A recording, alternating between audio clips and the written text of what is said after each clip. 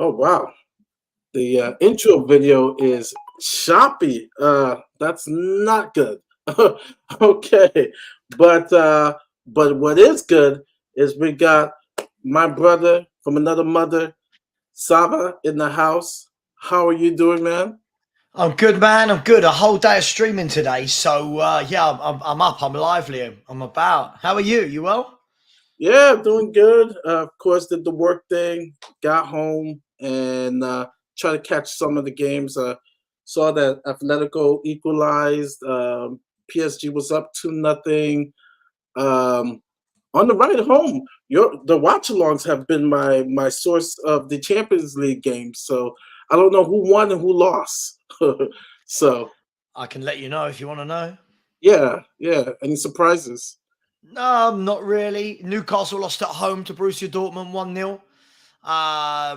PSG beat AC Milan 3-0. Other than that, Man City won 3-1. Other than that, I don't think there was any real shocks tonight, if I'm honest. Okay. Yeah, so it's going call to order. That's good. That's good. Just want to give a big up to a couple of people who are already in as people are coming in.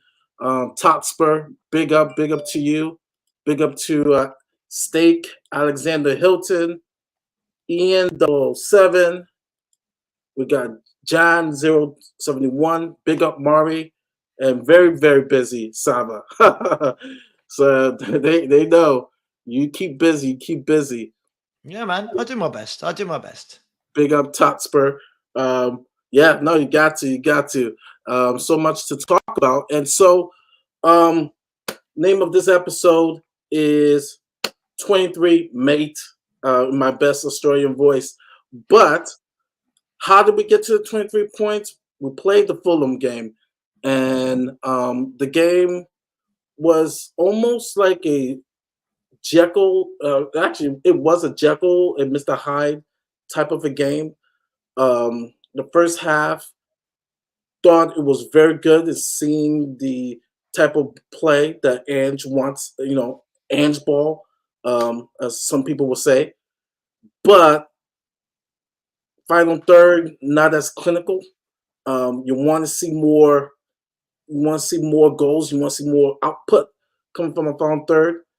Second half, don't know how to call it, but as soon as we took out Madison and Song, it was just like, this club needs a lot of help. So I throw it out to you. Positives and negatives from the Fulham game.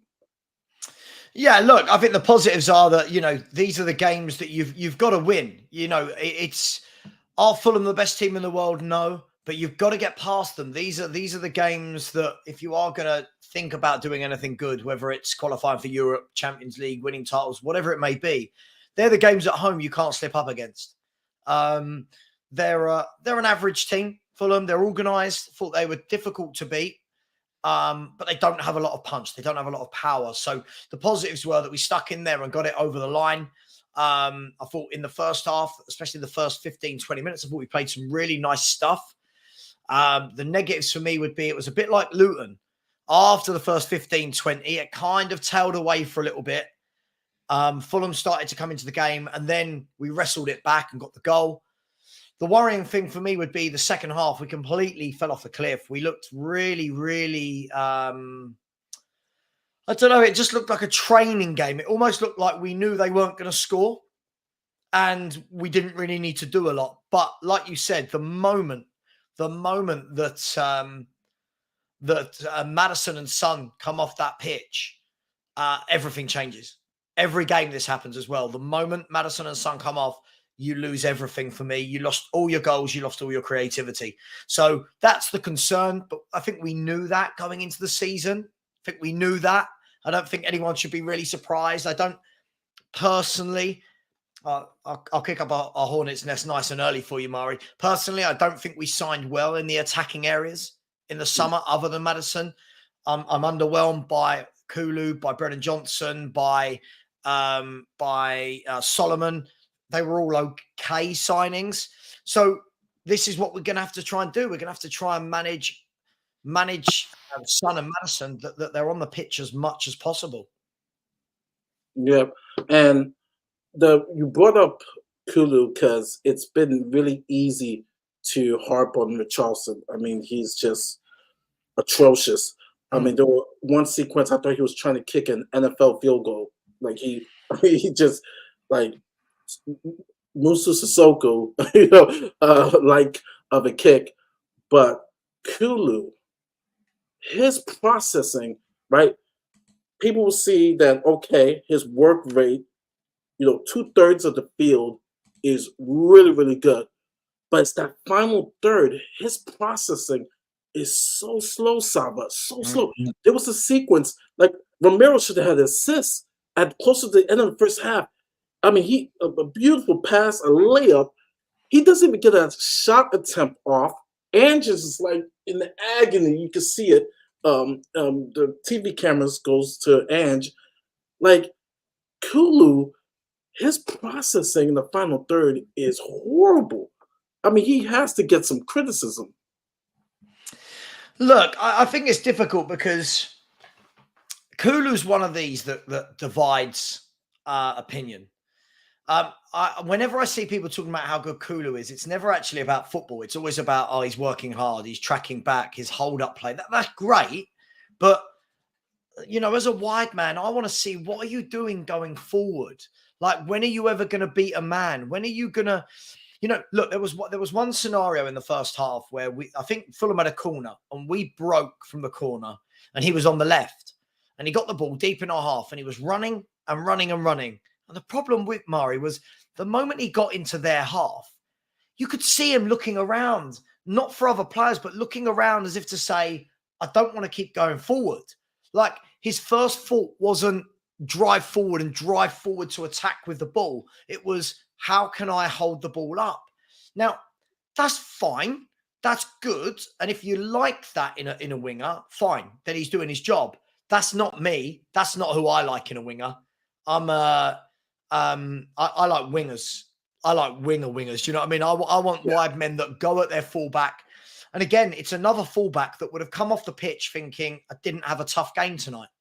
And I think I've said this all season. I said this all last year. I think fullbacks play against Kulu and go, yeah, I'm comfortable in this game because I know he's not going to beat me. I know he's not going to drive forward. I know he's going to get the ball, run 10 yards, and then he's going to put his foot on it, cut back in and pass 5 yards. People can praise that all they like. That's fine. For me, that's where we're weak. We are weakest out wide for me. Either side, right and left wing, I think we're weak on both sides. Yeah, no, 100%. And it becomes frustrating because stats will show, okay, we get into the opponent's box, we have the attempts, but we can't finish the dinner or even have a better quality of chance because of Charleston, Kulu on the side. We have playing up the middle for now. We don't know if we're going to look for a forward or not. It's a problem, and we're going to talk about that.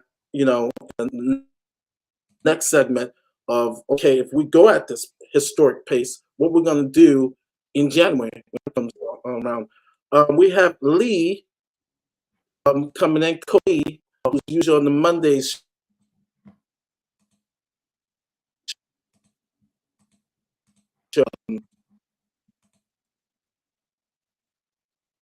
Hold on, let me get him in.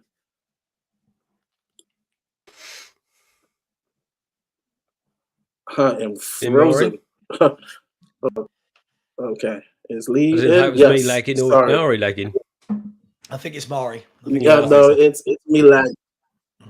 Yeah, it's me lagging. Oh my goodness, I do apologize. Yes, so that's the frustrating thing about it, and it's just something has to give in January it comes around, but we'll get to that.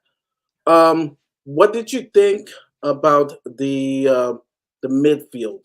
Because I'm going to say something not controversial, but um, Horberg did okay. Coming, he's not Basuma. Definitely not Basuma. But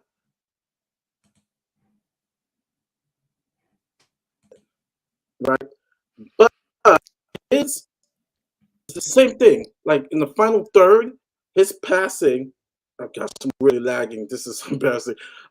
He's his passing in the final third or his decision making still is not up to par. He's still young, but my hope is Bentancur could come back real soon because I believe our best midfield is Madison, Basuma, and Bentancur. Am I saying something that's controversial, or is it something that you guys can agree with? I mean, look, sorry, I think you were saying it cut out quite a lot there. I think you were talking about Sarr being young and his decision making and that kind of. Is that what you were getting at? Yeah, decision making in the final third because he has that engine. But if it's Bentancur, like there was one sequence where I'm just like, oh, Bentancur makes that pass, we get a good quality chance. Look, I think the thing is, it's the same as anything in life, right? It's kind of right nowism. Listen, I like Papa Sarr. He's a good player. I think we've got to remember he's a young player. He's a young player that, let's be fair, Conte's given him no games over the last 2 years. This guy has played against AC Milan away. I remember where we had, I think it was literally him and Skip as the only two midfielders. Then he played half an hour against Palace away last year, if I remember. And after that, he had like 20 minutes against Newcastle. So I think the problem that you've got is you've got a young player that's come in, had a couple of really, really good games at the beginning of the season. And I think everyone, we do this thing, not just Spurs fans, football fans, where we take a young player who's got promise and looks decent. And what we do is we go, oh my God, they're boom. And we put them on this pedestal up there. Right? Rather than letting them learn, letting them grow, realizing that they're going to have some good games, they're going to have some bad games, and they're going to have to learn and find their feet on when to release the ball, when to pass the ball, when to hold on to, all these different types of things. For me, I think Papa Sarr's been okay. I think he had some really good games at the start of the season. Since then, I think if I'm honest, I agree with what you're saying. I think some of his decision making is poor, but he's 20. He's 20. This is literally his first full year. And I think that when Bentancur's fit, should Bentancur be at the level that he needs to be to play Premier League again after 10 months out injured, there's no comparison between the two players. Bentancur is by far the better footballer than Papa Sarr. But I think people have done that. We're just putting him there again. People are calling him like, the next Vieira and, what is it they called him? Like Papa Torre Sarr or whatever they're calling him. Like, just let him have time, let him learn, let him grow. And for me, he shouldn't be starting every game. If I'm brutally honest, I don't think he should be starting every game. And I think when Bentancur comes back, we'll start to see that change. So good player, needs a year to settle for me. Just for me. Yeah, you're right, Savin. And I think the problem with the boy is that he got bigged up so much at the World Cup in that midfield for them and did so well. The expectation is that he's going to come back and be a superstar when we know it doesn't work like that. He's still young. He still needs to develop. Listen, I think he's played well in most of the matches. I think his work rate is outstanding. You can't fault his work rate. He's all over that pitch most of the time. But I think you're right. His decision making and stuff is something that he needs to work on, and that's the difference between him and Bentancur. Look, listen, I'm watching some of the training videos today and seeing Bentancur run around that pitch, and I can't wait for that guy to come back. And if it's at the expense of Papa Sarr, I think that's the right move because out of the three midfielders, he is the most he is least experienced, but I hope what doesn't happen though is that he gets pushed to the back and he doesn't get that experience that he needs. He's getting all of it at the moment, and that's fantastic for him. He's only going to be learning from it, but that's what I hope it doesn't happen. And I'm assuming that Bentancur's return is going to be a slow one. It's going to progress slowly, half matches here, 60%, 40%, etc. And he's still going to, Papistar's still going to get that time to develop in this team, and it's only going to benefit both of them, basically. Yeah, no, definitely. And then we need to get to the back line, and the keeper. The back line, I have to be honest. I didn't expect this, let alone 23 points. If you had told me that we would be at top of the league after 9 games, 23 points, and the back line is playing as best as it can be, I would have told you, what are you smoking? Pass it along. But it has been really, really good.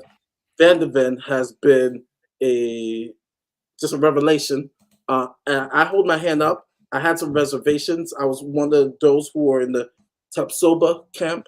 They bring him in, he has more experience. But kudos to, Paratici. If you believe if he was the one who scouted Van de Ven, or if it was Gabardini, bringing him in, because he has been the perfect partner for Romero. I thought Romero in this Fulham game was really, really good. One of the man of the match, I think, behind Madison, in my opinion, for man of the match. And you're seeing right now a good partnership. And and I've talked to Sava before, because we've had our talks about Romero. Romero is starting to get his flowers in a 9-game sample, but he's starting to get his flowers from people. People say, hey, look, we're seeing Romero, which I've said it's a Romero from Copa America, the one that he was at Atalanta, because people like to go back to the World Cup. The Copa America was the Romero who became a star, who was really an important part of beating Brazil 1-0. And now we're seeing it, and we're seeing it with Van de Ven. Udoji is filling in, and Pedro Porro has been surprised. Like, what do you make out of this backfield, and how were they against the Fulham game? We'll start with Sava. Yeah, look, I mean, I think as with anything, any new partnership or any new defense, let's be fair, it's a brand new defense, because Porro wasn't really played there last year. We didn't play a 4. Doggy was on loan. Van de Ven wasn't there. So it's a brand new defense. Same with anything. There's been some really, really good bits. There's been some teething problems. I think we've got to, be brutally honest about that. I still have some reservations. I look, it's difficult, right? Because when you're top of the league, it's very difficult to come onto any stream and try and have anything critical, because people get really annoyed at you for it. But I think that's the whole point of what we do here, right? I think, I think, do me a favor. Sorry. Could you, that Majin Boo has taken a picture of my wife and put it as his thing. Could you block that person? I know who that is. It's my stalker. Listen, I'm fair game. Take a picture of my face all you want, but not my wife. That's just not right. Absolutely disgusting. Sorry. Yeah. Sorry. But yeah, back to what I was saying. Yeah. So listen, I think they've started brilliantly. And again, it's a 9-game sample size. Van de Ven and Romero look perfect for each other in terms of what one hasn't got, the other one has, and vice versa. They look perfect for each other. I think we concede way too many chances at the back, if I'm brutally honest, but I'm not blaming that purely on the defense. I think that has also got to be the style of play. The style of play that we have means you are going to get countered. Man City have been the same for years. Everyone's like, oh my God, you can get a Man City. Of course you can. Any team that play high possession football high up the pitch will get countered. Yeah. And we're no different to that. We saw that. There was a couple of examples with Raul Jimenez, Harry Wilson, and better forwards will expose that. So I think that's something that needs to be tweaked as the season goes on. But so far, so good. Romero's not doing the rash things he was doing last year, which which is good. And Mickey van der Ven's just been an absolute, revelation. And they look perfect together. The worry, as always, will be the drop-off from them two to whoever next comes in if one of them gets injured or suspended is huge. Now imagine playing this high line. Imagine playing this keep ball possession at the back with Dyer or Davis. Now you've got your problems. So all good. Good to see. It can only get better, we hope. And long may it continue. Yeah. Yeah, I mean, that's what Sev was saying, right? It's consistency. We've got a consistent back line that are doing really well. The only caveat I would say to that is that Romero's been a very calm defender, and I think we said you see what happens when you put someone up there with him, next to him, where he doesn't have to do it himself. The only thing I will say, and please correct me if I'm wrong, but with the Fulham game, when you put a Brazilian in front of him, he does turn that heat up just a little bit, because there was a couple of times where he had a little dig at Vinicius. Is it Vinicius, isn't it? The guy that was, you could see that he was like, oh, I'm having a go here because he's Brazilian, I'm Argentinian. But apart from that, once he came off, he was fine. Is he Brazilian? Portuguese, might be Portuguese. I thought he was South American, but I might be wrong. But if for some reason he singled him out, same language, but yeah. So there was a few tackles where he went on him, and I thought, oh, he's going to have one of those games. But no, I think it was just him. But yeah, listen, you're right. The consistency across the back is what we all needed, and it's great that all four of them are playing together, match in, match out. I am going to say, I thought Udogie looked a bit sluggish on Monday. I think he looked a bit off the pace, and whether he's just a bit of a hangover from the internationals, etc. Maybe a bit of the travelling, I don't know. But there was something definitely not up there, not as usual. Can I jump in on that if that's all right? Yeah, go for it. Can I say, right, like I agree. And look, again, as I said, I always have to caveat because of the amount of stick you get as a YouTuber, right? But when you look, Udogie, again, young player, going to be sensational. But you can see it in a lot of games. He does get caught out. You can get in behind him because he's ball watching. Now, but again, I'm not knocking him. I'd expect that. He's 20 years of age coming into a new team. But on the main, he's been very, very good. I like his composure. We've seen him get booked a couple of times early on in games, and you think, oh, God, what are you going to do? But he hasn't. He's seen it out. But it's just a few times we see players getting in behind him because he's caught out of position. But that will take time to iron out. Because he's playing inverted. And when you play inverted, you're going to get in behind. So, yes, you can get in behind most fullbacks. But for me, it's a lot of ball watching. But, yeah, you're right. I think you're absolutely right. Against Fulham, he looked a little bit off it for me. Just a little bit off it. And in the second half, though, to be fair, I thought they all looked massively off it. Yeah. And another big revelation. I remember when we were interested in Vicario, and my mates in Italy are huge Juventus fans, and they would say, "Hey, you're going to like Vicario. You're going to like Vicario." Yes, maybe he is not that great with the ball at his feet, but this guy will stop shots, and Vicario made some wonderful saves, especially one on the corner he made in the game, and then in the last 15 minutes he made another wonderful save. Vicario has been a revelation also. He has been really good.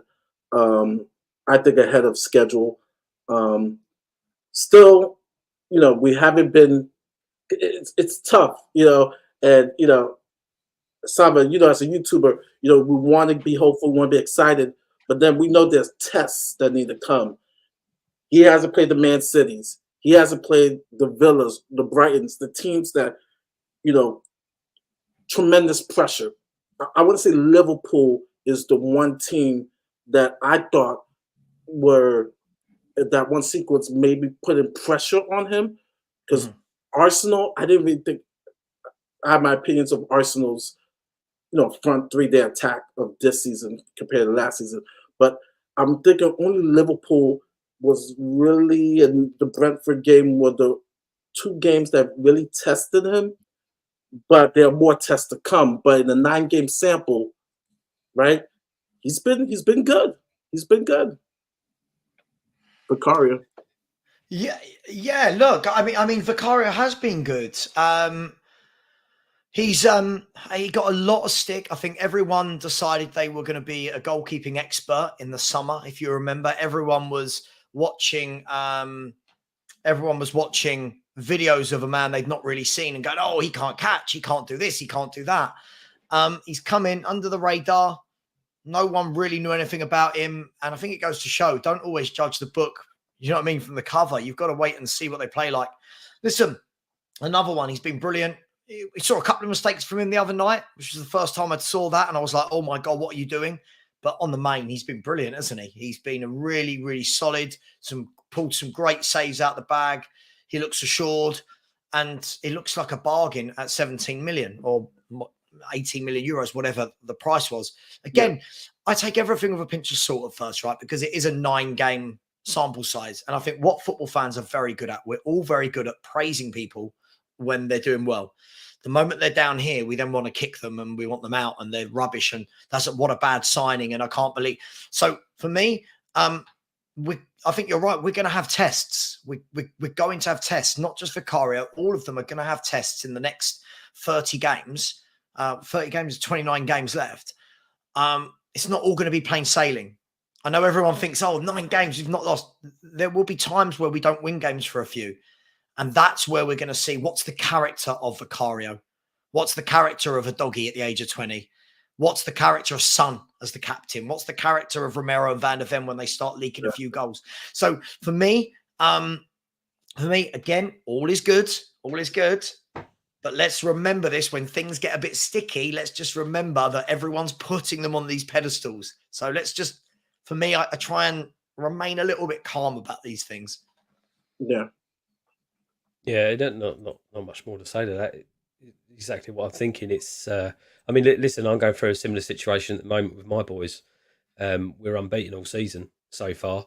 And they're absolutely on cloud 9. They love coming to training. They love to come to football. But at some point, we're going to come up against someone that's better than us, and they're going to lose. And it's how they handle that and how they bounce back the week after, and how they bring their mentality into training. It's all gonna happen at some point. You know, there's only been a couple of years where people have been invincible, as they call it. But I don't think we're going to be invincible. And I think it's. I think Palace will be a challenge, but I think we should, have a good go at that game. I think our biggest challenge is going to be Chelsea, especially since they've had a run of a couple of good games where they've, been ahead at Arsenal, stuff like that. So I think that's where the challenge is going to come. Our first big challenge, to see how we handle the mentality. Yeah, agreed. Yeah, Palace is one of those games, isn't it? It's, they're. I know we won there last season, but generally it's quite a tough place to go. It's a smaller pitch. They're going to do what we've not been very good at overcoming this season. They are going to be a low block on a small pitch. And this is where teams that are coming up against a low block tend to stretch the play. That's where we're at our weakest. Yeah. We don't have wingers that can stretch a game. So look, I'm not saying we won't win. I think we should win the game. But I do agree.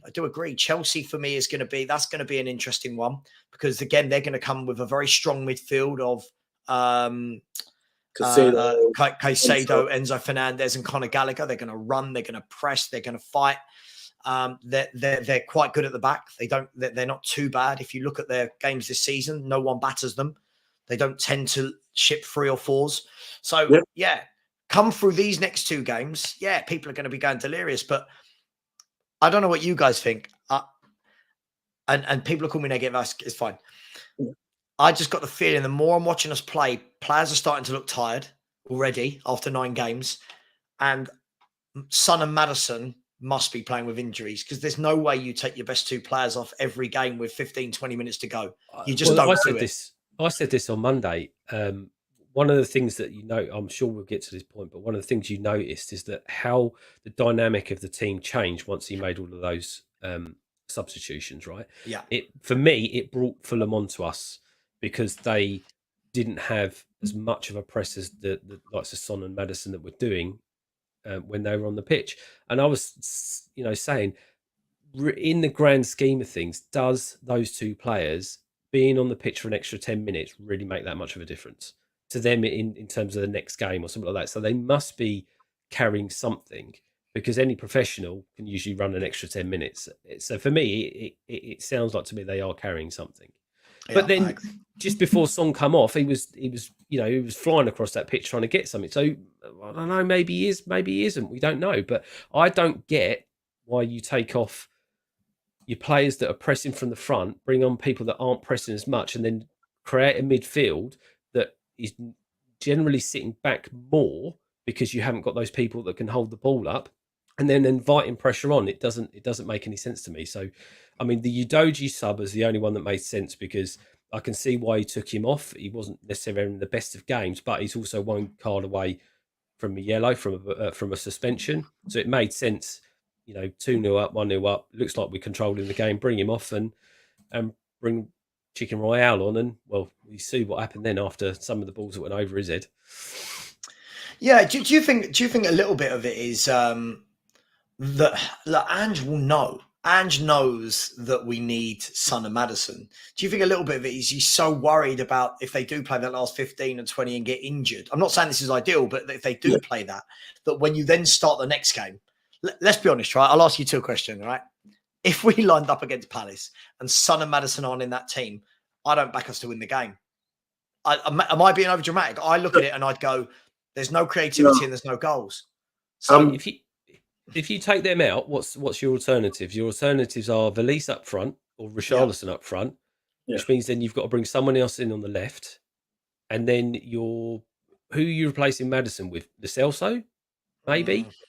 I mean, Lo Celso can do stuff, but I don't think he's creators of Maddison. And then obviously Richarlison up front. I mean, maybe. I mean, I'll get the people are going to hate this, but maybe the answer to that low block is to whip the crosses in and use your Richarlison's height to score with your head or something like that. I don't know. This is where you miss Perisic, because in a game where you have the low block, as bad as Richarlison is, greater the chances having a Perisic to whip it in for Richarlison to get a header in, because we can't break down a low block team in the box. I'd rather not start with that. I'd rather start the way that we play our game, and then move into that if that's the only alternative, if we're looking for a goal 10 minutes before or something like that. But this is where we miss.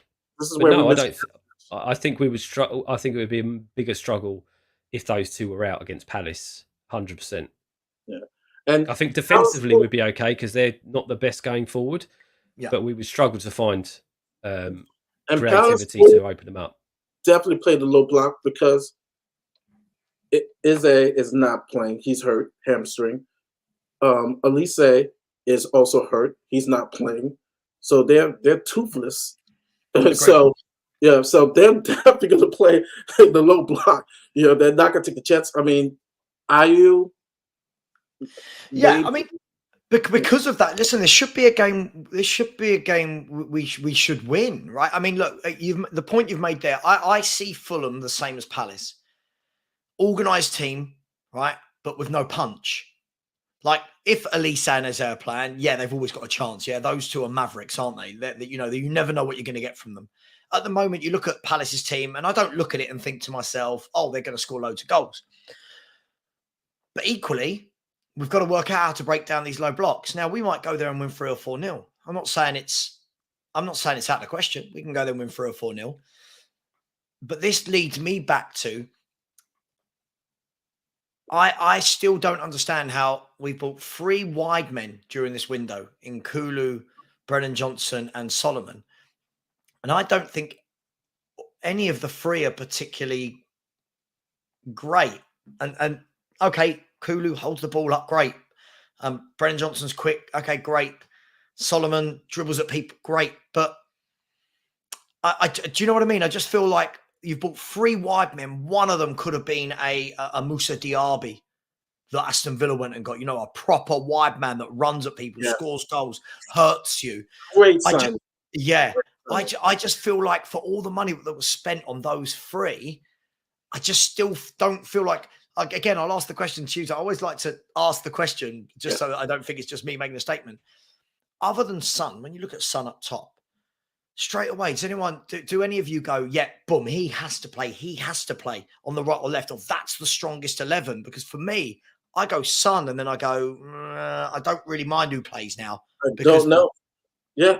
And the thing is, what makes it really frustrating is, out of his mouth, Ange said in early August, we knew Harry Kane was going to go. Well, if you knew Harry Kane's going to go, then the reinforcements should have been better, at least. You look at Villa, picking up, Diaby, and it's like, wow, Villa could do it, right? That's the level that we're at right now. Johnson, and he may come good, but we're asking a lot for a person who's new to the team. But Murray, let me ask you: is he a left-sided player as well? Like when you look, I keep seeing Brennan Johnson coming on the left. I've never seen him do that before. When I see him play for Wales or Nottingham Forest, this guy's a right-sided player. Occasionally goes into the forward area. We keep seeing him go out wide left, and I don't think he is a left guy. I'd probably prefer to see Kulusevski out on the left, and then he can still hold the ball up if he wants to do that on the left, and have Brennan Johnson on the right. So we've got someone that runs at people, someone that gives us width. And it's okay while we're winning. It's okay, and people go, "Oh, you're always moaning," but football's not played over 9 games. There's been games where we've needed that width, we've needed that pace, and your luck runs out at some point. So that's what I would do with Brennan Johnson. And so I titled the show 23 Points Made, and congratulations for Ange doing something historic. But now here's the most challenging thing, and is the challenges ahead for the club and Ange, right? I've seen all the channels. People are trying to fight with their emotions and be excited. All right, top of the league. But then you have to balance that with being realistic. And we're talking about some early things. For example, you have some people in the chat, they've put down, and I'll put it out, Sean, big up Sean, supporter, but he says, Sava, it's like you want Spurs not to win the title. Always bang on the negatives. Are you ever positive? And then, but the wonderful response by Birkenmad, Sava's just highlighting how lightweight our depth of our squad and how much work is to be done come January window. I would tell people like Sean this. You do know we were top of the league in December at one time. And then where did we finish? Right? Outside of the Champions League, right? Because the squad eventually couldn't keep up, right? And yes, we are to be excited and we take one game at a time, but it's also recognizing, hey, we are one injury away from struggling. Either it happens to Son, Madison, Yodoji, Basuma, Romero, or Benevin. We'll also have a difficult, like people need to understand, after the international break, we have Aston Villa, City, and Brighton, like they back to back to back. You want to talk about that December? How many games we got? 8 games? 7, 8 games in December? So these are things that we have to take into account. We have to take it. It's not being negative. It's like the last 15 minutes of the Fulham game, it was atrocious. If we're playing any other 16, we're in trouble. You want to respond to us, Sean? Oh, sorry. Go on, Lee. Sorry, mate. Sorry. I was just going to say that, in terms of what people are saying about the title and all this kind of stuff. I mean, it's, as you say, it's 9 games, and we've probably got one of the hardest run-ins of all of the teams. And to expect us to go through all of those games with winning all of them, which is what we would have to do to win the title if it is going to happen, then that's a big ask, even for this team. I mean, as I said, let's see how we get to January. Let's see what we do in response to where we are in the league, and if we do actually bring a few more players in, which I don't think we'll do a lot of business in January, because generally we don't. It's more to deal with the summer, and see what happens. But on the topic about the left and the right and stuff like that, I think for me, I mean, Brendan Johnson, I'm not writing that kid off. He's not had enough time, and we've only really can assess him on what he did at Forest, and that was a very, very different team, a very different style of play. So I think he needs a start. I think he needs to start on the right, and I think he needs a good 60, 70 minutes under his belt and to see what he can actually do. The frustration for me with Kulusevski is, and he showed this on Monday, is that I think his best attribute, he thinks his best attribute is cutting in on his left and having a shot. And don't get me wrong, he's great at doing that. I think his best attribute is when he tries to take it around the other side of the defender and hit the byline and then cut it back. And I don't think I see him do it once on Monday night. He's got this really unique ability to just be in front of a player, and then he just takes this tiny little burst and a knock past them to get round them, and then sort of cross it back in the box. And he does that with perfection. And when he does that, very rare that people manage to catch up with him or move quick enough to stop him doing it. And I think that's one of his best attributes, but he very rarely seems to do it. Agreed. And when he does it, he executes it with absolute perfection. Bang. But other times he thinks, no, I'm going to go on my left. I'm going to go on my left. And he did that 3 or 4 times, and every time he just got blocked out. And it's just like, try something different. There's 90 minutes in the game. Try something different. That's the frustration with him. No, I agree. Listen, if I could just set the set the stall. Obviously, listen, Mari, some of the people that are saying what they're saying about me in the chat, they follow me around YouTube. It's honestly, it's like my pug follows me around the house. These people follow me around YouTube like that. Very needy. And look, I think there's a huge difference between when people say things like, oh, you're banging about the negatives, you're never positive, at least others are more balanced. I think the complete opposite. Lots of people are not more balanced, right? It's not. Saying we're going to win a title is not being balanced. Saying we're going to win a league title doesn't make you positive. Saying we're going to win a league title with no substance to it actually just makes you sound a bit silly, if we're being brutally honest. Yeah. I think what Postecoglou has done so far, there's the key term so far, it's been fantastic. Yeah, not lost a game, shored up the back line, we're scoring goals. I think everything looks great. Yeah, he's well ahead of schedule in terms of we're better than we thought we would be after 9 games. But you know what, Murray? I always say this, right? 3 games is a long time in football. 3 games can change everything. 3 or 4 games ago, people were talking about Eddie Howe at Newcastle. Oh, there you go. He's rubbish. Look how badly they've started the season. They lost 3 games in a row. Get him out. 3 or 4 games ago, Pochettino was the worst manager in the world and Chelsea wanted him sacked. Now they haven't lost in about 5 or 6 games and they're starting to win games and move up the table. Yeah. And 3 games last year is all it took from Arsenal being 8 points clear to Man City going, see you later. Boom. We're top. This is why I keep my feet on the ground. Yeah. I like what the club are doing. I think what they're implementing looks really, really good. But it can't be, oh, we've had 1 good window. By the way, half a good window for me. I think some of the players I wouldn't have signed, but we've had 1 good window, started well, and then people go, there you go, brilliant. No. Let's see what we do in January. Then let's see what we do next summer. Then let's see what we do the January and the summer after that. For me, this is all very much people not learning from year to year.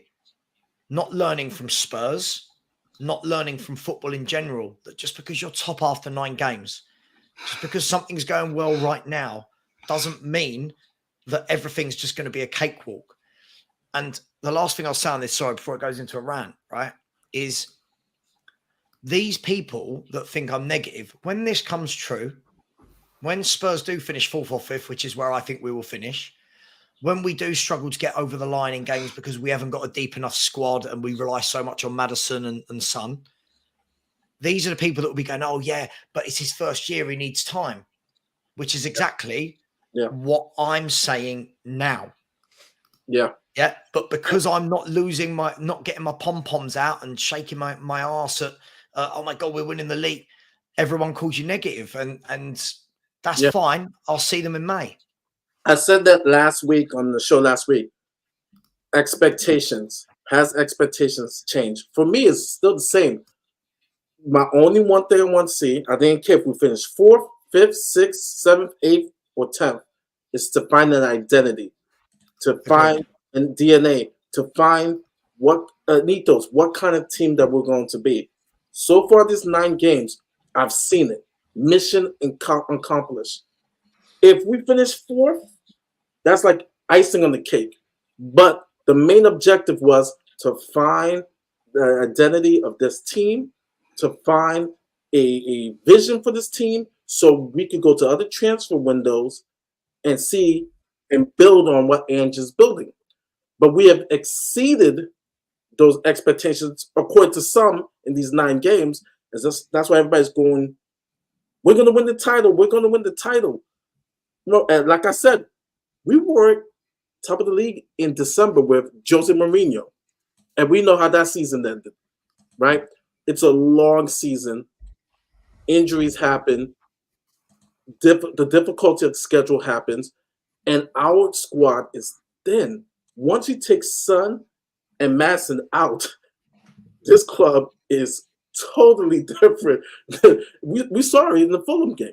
And so, no, spot on regards to that. And, you know, I think this channel, along with yours, probably get a lot of stick because we like to give it real. Like we are definitely not a happy clapper channel. Like we celebrate the victories. Don't get me wrong. I'm happy being first. You know, do a little banter here and there, but also too, there has to be a balance. There has to be a realistic view of seeing this team, and so. For me, I'm already content because I see the type of team that we're trying to build. All right, I just to add to what you said there as well, and I think you know, you're saying that we're at the moment we're exceeding expectations, and if anything, the excitement with me is that I believe that we've exceeded expectations, but in a lot of the games or some of half of the games, not even playing that well. When these guys click. And we get that starting 11, that's what excites me. When we properly click, that's what I'm excited to see.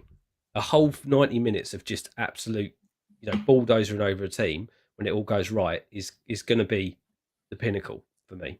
But I don't think we're there yet. I think we're still too many games where we are playing well or starting really slow and then start playing well and then drop off after half time. I don't think we've reached our peak yet. And that's what excites me more than anything.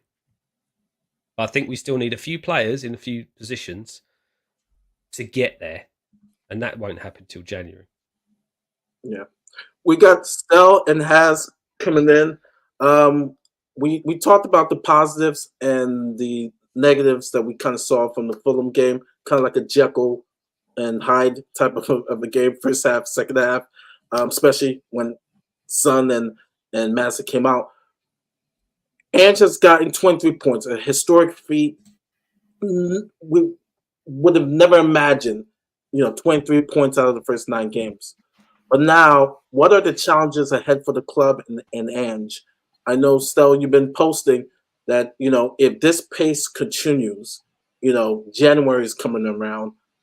So I would like to know your thoughts of what are the challenges, is it injuries, the schedule being hard, December, 7 games, Villa, who I rate very well, and City back-to-back. What are your thoughts on challenges for Ange and for the club? Do you know, I come on the show and the first thing I saw was this big comment at the bottom, Sava's negative. And I'm thinking, oh, Sava, you negative muppet. I think the biggest challenge right now is our fan base. Like just controlling, they're just insane. If you say, calm down, let's see where we go, you're negative. If you say, we're going to win the league, we're going to do it, you're a psychopath. If you say, back Ange in January or nothing has changed, then you're blind because he got backed in the summer and that's all they had to do, the club. Just back him once and we're done, right? So I think whatever you say, you're screwed. Whatever you think, you're just screwed as a Spurs fan. We're getting it left, right and centre from our rivals. They're all... Half of them are just waiting for the big collapse. They can jump on us and say, we told you so. The other half are actually a little bit worried. Okay, they're a little bit concerned that we're doing well. For me, this is my take on it, right? Do I think we'll win the league? No. I think Man City are a far superior squad. And I think Arsenal are further down the line and they've got a better squad. You know, you look at their bench, it's better than ours. At the same time, what I will say is this. In life, things happen you can't explain, like a Leicester City, a Greece winning Euro 2004, right? Shit just happens. But all the stars have to align. Like everything has to drop for that to happen.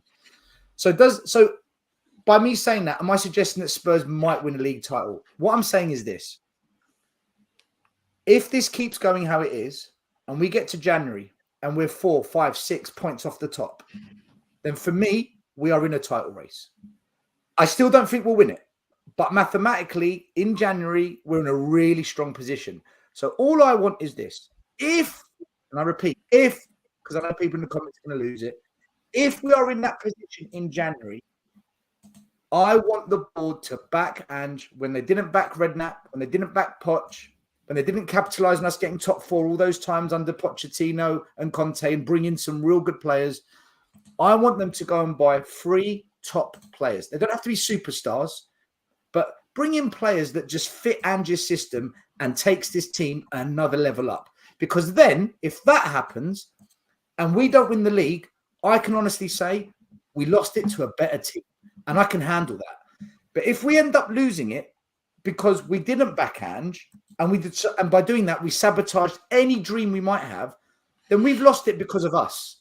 I don't want to sit here in May and say we fucked up because of us, because then to me, nothing's changed at this club. And all the people right now that are saying we're not winning a league because you know what Levy's like, they're all going to be proven wrong. People like Kate, who had it out with these nutters on the football terrace, they say, we're going to win the league. And if you don't think we're going to win the league, you're not a Spurs fan. It is so childish when people do that. All I'm saying is this. I don't think we'll win the league because I don't think the squad's good enough. But 1 game a week, we're doing well. If in January we're in a great position, back Ange, just roll the dice. Let's see what happens. You never know. But if we don't do that and we don't give Ange the best chance, then what is the point of this? What is the point of supporting this club? Like, what are we doing? So that's my position on it. And I want to confirm again, I don't think we'll win the league because I think there's better teams than us. But you never know. But all the stars have to align. And that's a lot of ifs. A lot. That's my take on it. So and this is showing, right, and this is what Man City are doing. You see how bad Man City, not bad. The difference Man City play when Rodri's not in that middle, and they've already identified the fact, might be true, might be false, coming at the news, that Calvin Phillips is not the man to take over for him. So they're already looking now for a replacement for him in January, which is exactly what we should be doing. We should be highlighting the people that are not fitting the system and looking at it now and tapping these people up right now, which is exactly. And if we see that happening, then you can say, well, there's a positive here. We're starting to look, etc. But we're not yet. But that's what other teams do. What you're saying is effectively the board are planning to do what they can to support their manager to try and win trophies, right? This is all going to come down to Levy. Listen, Simon Jordan said it on TalkSport yesterday. He said the next big question that's going to come from the Spurs fans, and you know it's coming, is will you back Ange in January? And I've started my campaign. Back Ange or Levy out, non-negotiable. Right? I've been told Levy's said sorry for his mistakes. I've been told that he admits that he got things wrong. I've been told that the stadium's now built, COVID's over, the money's healthy. There is. We said it last time, but there literally is no excuse now. There is none. Back Ange in January and see what happens. If we don't do that, what is the fucking point? Why are we doing this? Like, what is the point? Yeah. Has you've come in? Yeah. Sorry, let everyone else speak before I say something. Well, What's the I think challenge for the club and Ange? You know, he just got historic. Don't be negative, like ever. Yeah, don't be negative. Well, I think the first challenge is probably December, because December is going to be a hellish month for us. If we're going to be in this so-called title race, we're going to have to get through that and be within like 3 to 6 points at the top. Do we have the depth to do that? I doubt it, to be honest. We saw the drop-off when 3 players went off against Fulham. We were literally backs against the wall in the last 20 minutes trying to hold the game. Again, Stell's right with Levy. If you get to January, like under Harry Redknapp, I'll go back to 2012 for that. And you're like 3 to 6 points off the top. Are you going to go out and buy 3 players? I don't see it happening. I don't see Levy doing that. If anything, Levy will just consolidate and just settle the top 4, because that's what he always does. I think Ange, the challenge for the club now is, because Ange has got such backing from the fans, I'm talking overall here, is now we've got another manager sort of like a Poch, let's just call it that. Is Levy going to back this manager now or not? Because then the fans might just turn on Levy again. So it's the same cycle over and over again. And then only Levy himself can break this cycle. So, look, can I just say for that? I think the key thing is, I think he needs to back Ange, but listen, I don't know if this is slightly different or it's the same thing as you and Stell said. I don't think it's about backing Ange for this year. I don't think it's about winning a title this year, and we've got to demonstrate that we've backed him so that we can try and win a title this year. For me, it's about continual backing. We've seen throughout the years, we've had good windows before. But normally our good windows are followed up by 3 or 4 bad ones. You know, we had a window before, I think, where Moussa Dembele, Hugo Lloris, that, you know, the Vertonghen, they all came in at once. And then after that, you start seeing the windows where you're like, oh God, who's that? Oh, we're bringing in, I can't even think, was it Stambouli and these sort of players? And you think, what are we doing? Fazio, Stambouli, yeah. So for me, what I find hilarious is the people saying, acknowledge how far we've come. Cool. I'll acknowledge what we've done in the space of 9 games is very, very good. But it's 9 games. In the space of 9 games, you know, are the fans that are saying that we're in a title race, right? I'm just going to ask the question. Are we saying that Aston Villa are in a title race?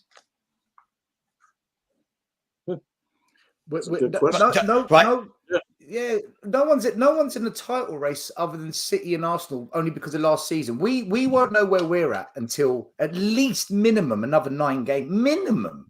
Like, and even then, Still, I've said, listen, get to January, right? Let's get. I think has made. I think it was yourself who said this. That December is going to be. That's going to be the month where I either go, this is what I was worried about, or I'm wrong, we can handle it. At the moment, I think I saw something the other day that said on average that the season's been going for 12 weeks and Spurs have played something like every 11 days on average. Like at the moment, we're playing like a game every 11 when you average it out, right? That's great. Now we're going to go into December where you're playing you're going to have a game, 3 days, a game, 3 days, a game, 3 days, 7 games, 28 days. That's where you start seeing, right, hang on. That knock that Son or Maddison picked up on the Saturday, you can't say, just bubble wrap them until next Saturday because we're playing again Wednesday night. So what are we going to do? Then you've got the conundrum. Do you start them knowing they've got that knock, knowing that it's only 3 days ago? Or do you now bring in Veliz and Lo Celso, knowing that the team goes from there to there? So that for me is going to be the telltale sign.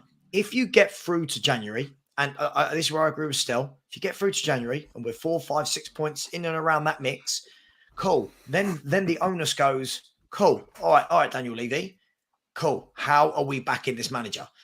And not spare at the moment signings.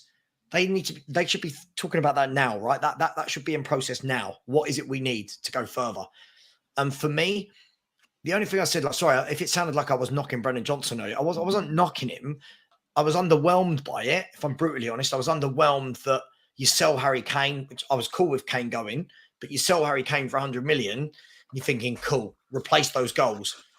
And you've bought in Brennan Johnson. It just felt to me like, you've got Maddison, who's brilliant. You've got Van der Ven, who's brilliant. And then you've gone, we'll go Brennan Johnson. That was the only thing for me. So I'm like, Stel, let's see in the window, what do they come up with? None of this, oh, it's January. No. What have they got? What are we going to do to support? Now, as we come into January, what we think we need now might be completely different, because through that December run, you could lose one of your 2 centre halves for 6 months. I'm not touch wood, it doesn't happen. You could lose one of them. Now, all of a sudden, you've got to buy a centre half. You could lose Sonny. Now, all of a sudden, you have to buy a centre forward. So that's what I want to see. And all the people telling me to enjoy the ride, I can't enjoy it because our fans are acting like idiots. That's why I can't enjoy it. I can't enjoy it because you've got those muppets that like went on to Football Terrace with Kate and said, is she wearing an Arsenal shirt under her top because she didn't think Spurs would win the league? They're the idiots that make me not enjoy what's going on. But I'm happy. I'm content. I see the progress. I'm going with 4th or 5th this season, and I think that will be a phenomenal season from where we were. 4th or 5th, consolidate. Can I add on to it? It's the same people that also, in this process, Ange is going to make mistakes, right? We're going to question that. And those are the same fans that will say, oh, you're not a real Spurs fan. You can't criticize, or you're not allowed to criticize Ange, right? Because now we're at top of the league, and whatever your opinion was about the Carabao Cup, right? I had an opinion about the Arsenal game. We should have gone for the win, maybe kept in, the players, trust Ange, which I 100% do trust Ange. But in this process too, we are allowed to criticize Ange, because if we're allowed to in life criticize politicians, right? Do you have to be a former politician? Because this is one of my pet peeves. I hate when people say, well, we're not allowed to criticize Big Ange because are we a Premier League manager? Have we ever had that experience?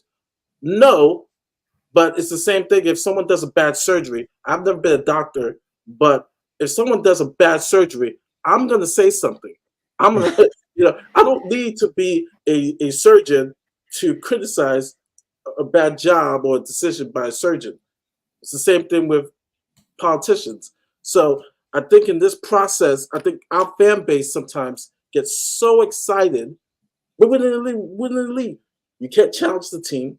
You can't challenge the coach. You can't challenge, the board. But Murray, Savas said something earlier. He was right. We don't learn. Like, we were in the same position with Mourinho. We're top of the league in December. I said that. We're going to win the league, right? I said after 10 games, we're going to win the league. Look what happened. Like, do we just forget everything that happens? But then it's, but Ange is different. Well, how? Mourinho's a serial winner globally. Like, what's different? And then we said, for how many years are we saying, leave it out. He's the problem. No, we're the problem for saying it. And then Levy does a fan forum a couple of months ago. Yeah, I made mistakes. I got it wrong. Well, hold on. We were saying that for 4 years. Where's the apology now? Have you forgotten what we were saying for 4 years? We were saying that, protesting, making noise in the stadium, putting Levy out all over social media. It's going to get to them. They are listening. No one listens to you. And then Levy comes out and says, it got to me. I'm like, everything that happens in the past of this club, it's like we forget it as soon as we hit a happy moment. We think, like, this patch of happiness erodes all the possible outcomes that could happen that we've experienced before. Like, I just, like, if we can't stay humble and calm now, we are building ourselves up for one hell of a disaster. If we just stay humble, whatever will happen, and maybe we will. We're not learning. We're not learning from. This is exactly what happened with Arsenal last season.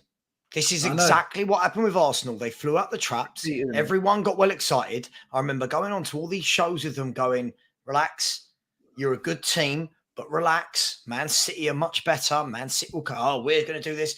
Then they didn't win the league. Everyone's like, oh, why didn't we win the league? Well, Man City were better than you. You were going to. It's the same thing with us now, except they had like a 9-point lead at one point in January or February. This is a team that got to January or February, 8 or 9 points clear and didn't win the league. Our fans, Stel is bang on. Sorry to rant, but Stel is bang on. It's like every single thing that has ever happened under these owners and this club, we suddenly go, it's different now. The number of times I've heard it's different now. Now, yeah, Ange is a different manager. I love Ange's style of play. I love what Ange is trying to do. But that takes you so far. To win tournaments, to win leagues, you don't have a good 11. Arsenal found that out last year. You do not have a good 11. You have what City had. You had a good 15, 16, 17, 18. You don't have a good 11. But our fans are just right nowism. We're in a good bubble. Yeah, we're in a good bubble right now. Everything's brilliant. We've completely changed. The world is great. We're going to win the league. Why can't they just enjoy and say, do you know what? It's just good that we're doing well. That's the problem. Going on to other channels in front of 6,000 viewers watching. Oh, it's crazy. Demanding that we win the league. We will win the league. Now you just make it impossible. That idiot who had a go at Kate makes it impossible for YouTube creators like us. Because now, when we go on to other shows when Spurs don't win the league, it will be, your fan said you're going to win the league. And I'll have to turn around and go, yeah, because some of our fans are idiots. That's the problem. Our fans are not learning. Keep your feet on the ground. If in the January window we do some brilliant business, you turn around, like Stel said, and go on then. This is all on the manager now. The board have done their bit. You've got the squad. Go and win it. But at the moment, every time Son or Maddison gets kicked, who shits themselves? Every single time they get kicked, who shits themselves? Our players went on international duty and we're sweating. We're sweating they come back without a broken leg, a metatarsal, a fractured rib, you know. That's the funny thing is still, during the international break, I was more interested in watching the other games to make sure our players weren't getting injured than watching the England match. That's what it turns into being. And then it started turning on. Oh my God, Jurgen Klinsmann! I thought he was one of us. He played Ange. No. Man City aren't worrying about who their players are playing for in international duty. You know what I mean? They're not worried about that. We are and all of these people going, oh, Man City, if you take 2 of their players out, don't be so silly. Don't be so silly. Man City have had their best player out all season. Right, John Stones has been out basically all season. Right, where are they? They're right there. They're right. Sav, I was watching your stream the other day. I can't remember if it was live or just on the watch back, and you talk about Maddison. And I agree with you. If Maddison gets injured, we're fucked. Agreed. Yeah, we're absolutely fucked. Like the team literally revolves around him. Everything. Yeah. He's everything. I know. Honestly, I know. You take James Maddison out of that team, right, for a period of 4 games, 10 games. You take him out of that team, you watch how everything unfolds. Sorry, that may sound dramatic. This whole system relies on James Maddison. Let me run this past you. Right? Jimmy Carragher will back you up. He said it yesterday. He says the most influential person right now in the Premier League this season has been James Maddison. It has been James Maddison. So if we lose him, it's a huge blow. It's a huge. Let's imagine. Let's just dream. Spurs are in a title race. 10 games to go. Right, we're in the mix. We are definitely in the mix. We're playing good football. We're injury free. It's game on. It's anyone's now. In the business end of this running, let's say the last 8 games, this is where it's decided who's going to choke, who's going to bottle it. This is when Arsenal blew it last year. This is when we blew it when we went to Stamford Bridge, the Battle of the Bridge. It's normally blown in that running. We've got to go away to St James's Park, Man City. We've got Arsenal. We've got to go to Anfield, where we've won 3 times in 100 years. And we've got like the running. Like if we were to win it, it would be more than deserved because of the running. But to get through that, when Liverpool are going for it, City, it's one hell of an ask with this squad. It really, really is, people. So, I mean, we would like to beat Liverpool at home still. Got an Arsenal shirt. I've got to be honest, Liverpool better. Liverpool better us that day. You know, when we beat Liverpool, they were a lot better than us. If they didn't go down to 9 men, 10 men, we would have lost that game 100%, I think. The only thing is, do you know what? You don't know what the other 60 minutes would have looked like if they had the player on the pitch. We don't know. They got off to a much better start than us. They looked like they were going to dominate, but it's one of those where you don't actually know what would have happened, right? Well, because do you remember the first 30 minutes at the Emirates? We looked a bit what's going on, and then we just kind of came into our own a bit. So it's a tough one to tell. Yeah, but I hear what you're saying. They did look very good. Liverpool looked really good. I think, in my opinion, I know a lot of people might disagree with me, but I think Liverpool are the best side I've seen so far this season. But I know a lot of people disagree with me, say Man City, but it's just based on what I've seen. Well, I would say I don't think anyone's nobody stood out for me. I don't think any team has. It's just based on what I've seen. That's what. Yeah. I will say this, and I was watching the Spurs reviews Sunday. Sava brought it up, which is a big concern. Like I said, when we get into December, right after the next international break, it's great that we have all these chances and we have created the most, shots, attempts in the box. But we don't have enough players to finish their dinner to even challenge for a title run. If Son is not scoring and Madison is not scoring, who else is scoring? I know the philosophy was spreading it out, but at what rate are you spreading it out, right? This guy has 1 goal. This guy has 1 goal. This person has 1 goal. We need a third or fourth person, and these next 3 games before December is going to be very important. I'm hoping to see Bentancur play the last 2 games before the break, but I'm also hoping to see Johnson, get his foot in place and help out in scoring goals. Because if we're just depending on Sonny and Madison, we're going to be in trouble December on. And I think it was Kate and Sava was spot on in regards to, we're going to need more people to pick up their weight in scoring goals. I mean, you guys agree? Yeah. I mean, we're not getting many goals up the wide areas, so there's problems there. Yeah. Like, obviously, Kulusevski, I think he's got 2 goals this season, I think. But I think he's slowing down our gameplay massively. I think we need to try something else down that side. And obviously, Charles has not started scoring yet. I think he's got 1 goal, I think, this season, right, in the cup, and 3 assists or something like that. I think that's just it. Can I challenge this? Can I challenge this? Right. So, make of it what you want. Kulusevski has run more than any other player in the Premier League this season. Okay, that could mean anything, right? That could mean anything, but that would suggest work rate. And he has created more chances than any other player in the Premier League this season. Can you believe that?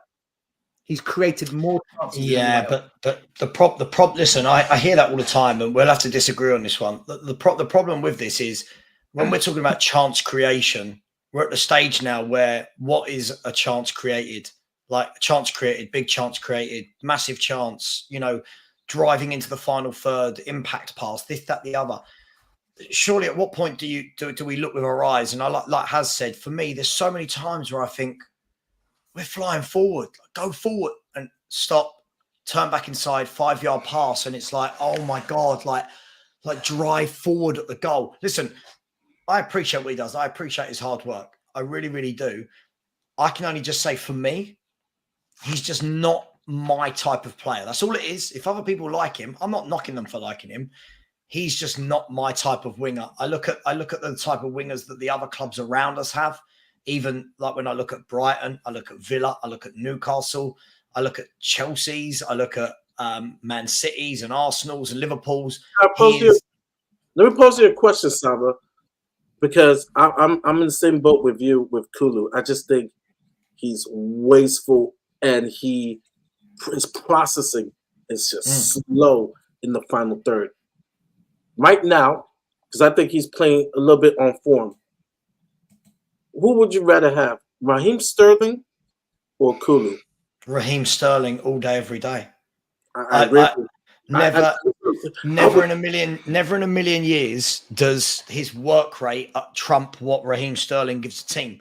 Raheem Sterling's goal record throughout his career has been absolutely phenomenal. His assists, he's got loads of them as well. All of the top managers in the world always pick Raheem Sterling. That must tell you something about him. And you know what? When he plays for Chelsea, look how dangerous they are when they go forward. Because he goes forward. He drives into the box. He drives to the byline. That's my type of winger. I could name you 15 or 20 that I'd rather have. I was ruling on. I want to counter what Sava said. Right? What if I told you Kulu, who's created the most chances this season, the majority of those chances have fallen to who? Richarlison? Richie. Yeah. Listen. It doesn't change it for me. Listen, for me, it's about, I said this at the beginning of the show, right? If I'm a fullback and I'm playing against Tottenham Hotspur and I'm a left back, I'm comfortable. I'm not losing sleep on the Friday night. I'm comfortable. I think you could look at Kulu's game and go, I know what you're going to do. Now, if we go back to what Lee said earlier in the show, when he used to get the ball cut inside and whip shots into the top corner, that was brilliant. Do that. He stopped doing it. Now, as a fullback, would you be worried about Stel? Be honest. As a fullback, are you worried about playing against Kulusevski? I think he's way too predictable. They know how to play against him. It's just obvious. I'm not here to defend Kulu, right? No, you can defend him. It's not a problem. Well, no, because I think Kulu needs to shoot more, and I think you're right. There's times where he can progress forward, and for whatever reason he decides to come back. I agree with that. I do feel though that he's over criticised because there's a lot more to his game that is either not being recognised because we're not taking the chances, or we're not realising the work rate he puts in. Look, I'll tell you what I like about Kulu. I'll tell you what I like about him. I think he's very deceptive. Like on the ball, he's very good, and he seems to get past one or two players and open up the space and create the overloads. He does it time and time again. My only criticism with it is for all that brilliant work that he does and gets a situation which could look really dangerous for us. Half the time, the decision after that is good. The other half, it's why did you do that? Yeah. And I think it's that 50% that's got people criticizing him. If he could just get that 50% more, 78%, I think we see the Kulu that we saw under Conte. But currently, we're seeing the play that you're describing, Sava. Listen, I just think the thing for me, I can only go. Look, my opinion is me, right? I think that's the same for everyone. I can only go with what I like in a winger. So when I watch Man City's wingers, I like what I see. When I watch, I'm not going to list them all. When I look at all these other teams, for example, when Liverpool came to Spurs and before they went down to 9 men, I was watching what Diaz and Salah were doing to our fullbacks, and I'm like, that's why you win things. That's why you win things, because you scare the shit out of your opponents. I watch Kulu, and it doesn't help that we haven't got anyone on the left, by the way, as well. I acknowledge that. It doesn't help that we haven't got anyone on the left. And I just look and I think, nothing's going to come of this. And the number of times when I'm doing watch-along still, and Hass is always laughing at me because I'm going, Kulu, he's got the ball, 20 yards of grass to run into. He's running. He's stopped. He's cut back. He's passed it inside. And it's like, oh my God, like just that's like, the 50% that kills it. I know. I agree. I agree with you. I don't disagree on that. I want a Neto. I think Spurs, if you're going to have one Kulu, okay, let's meet in the middle, right?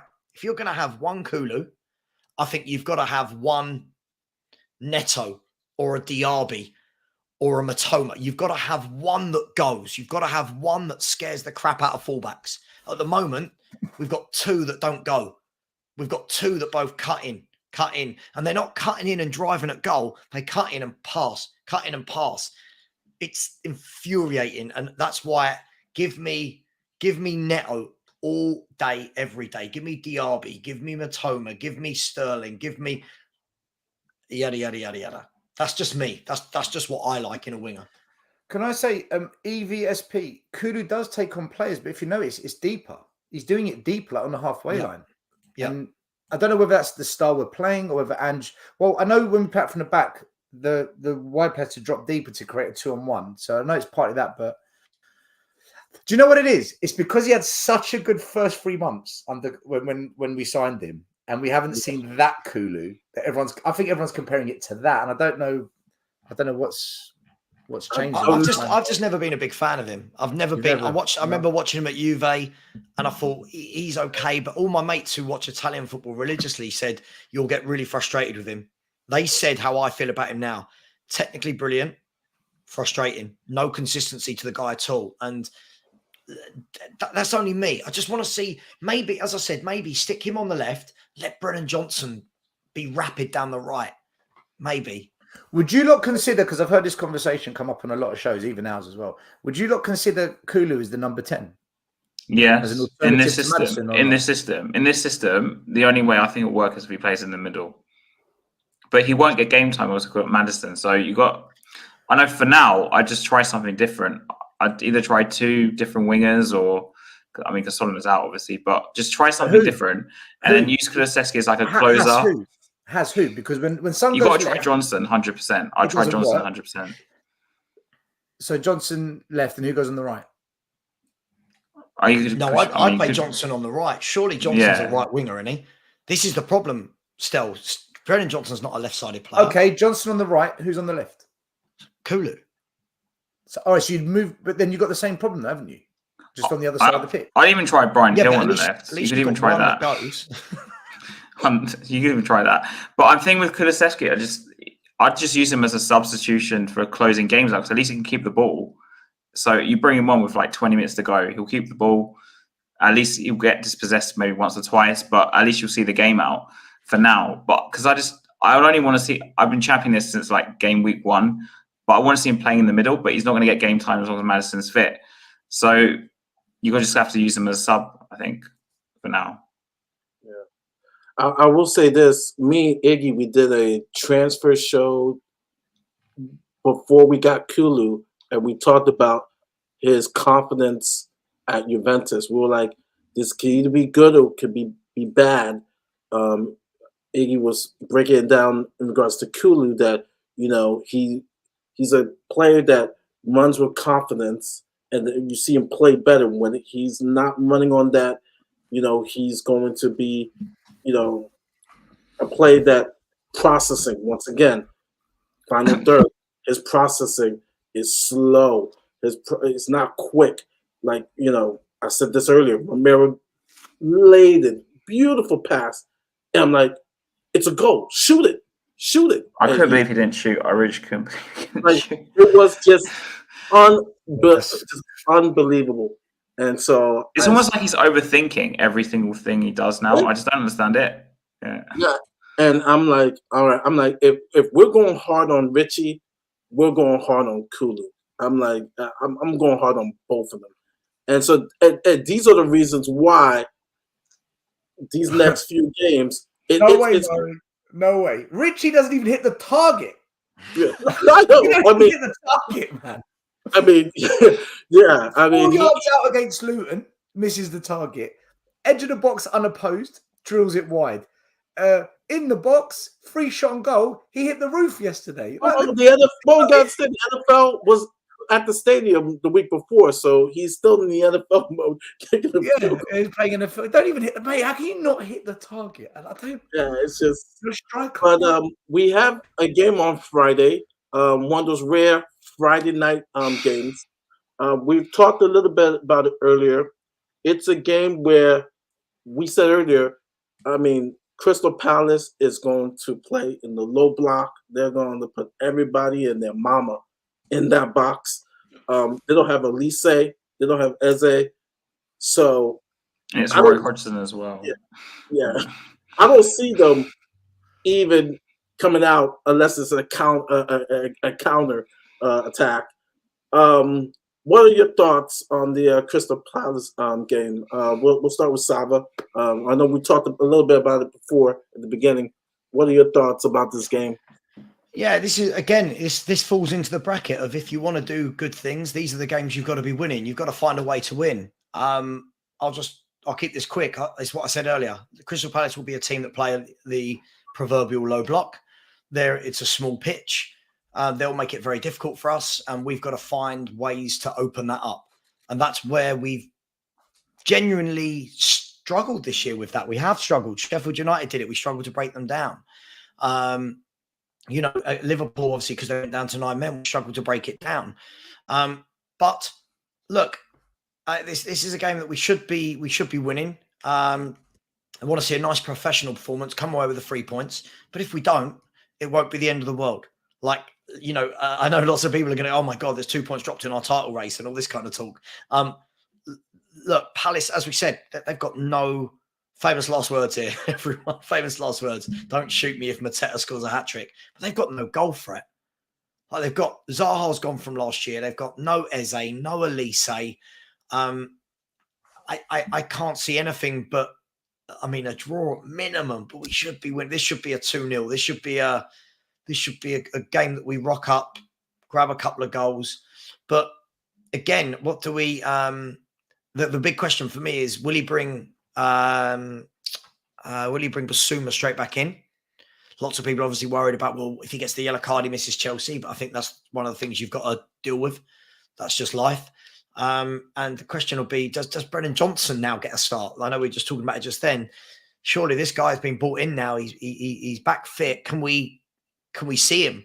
This was the guy that was brought in and we were told was Ange's number 1 target, right? So let's see him in the team. Let's see something different.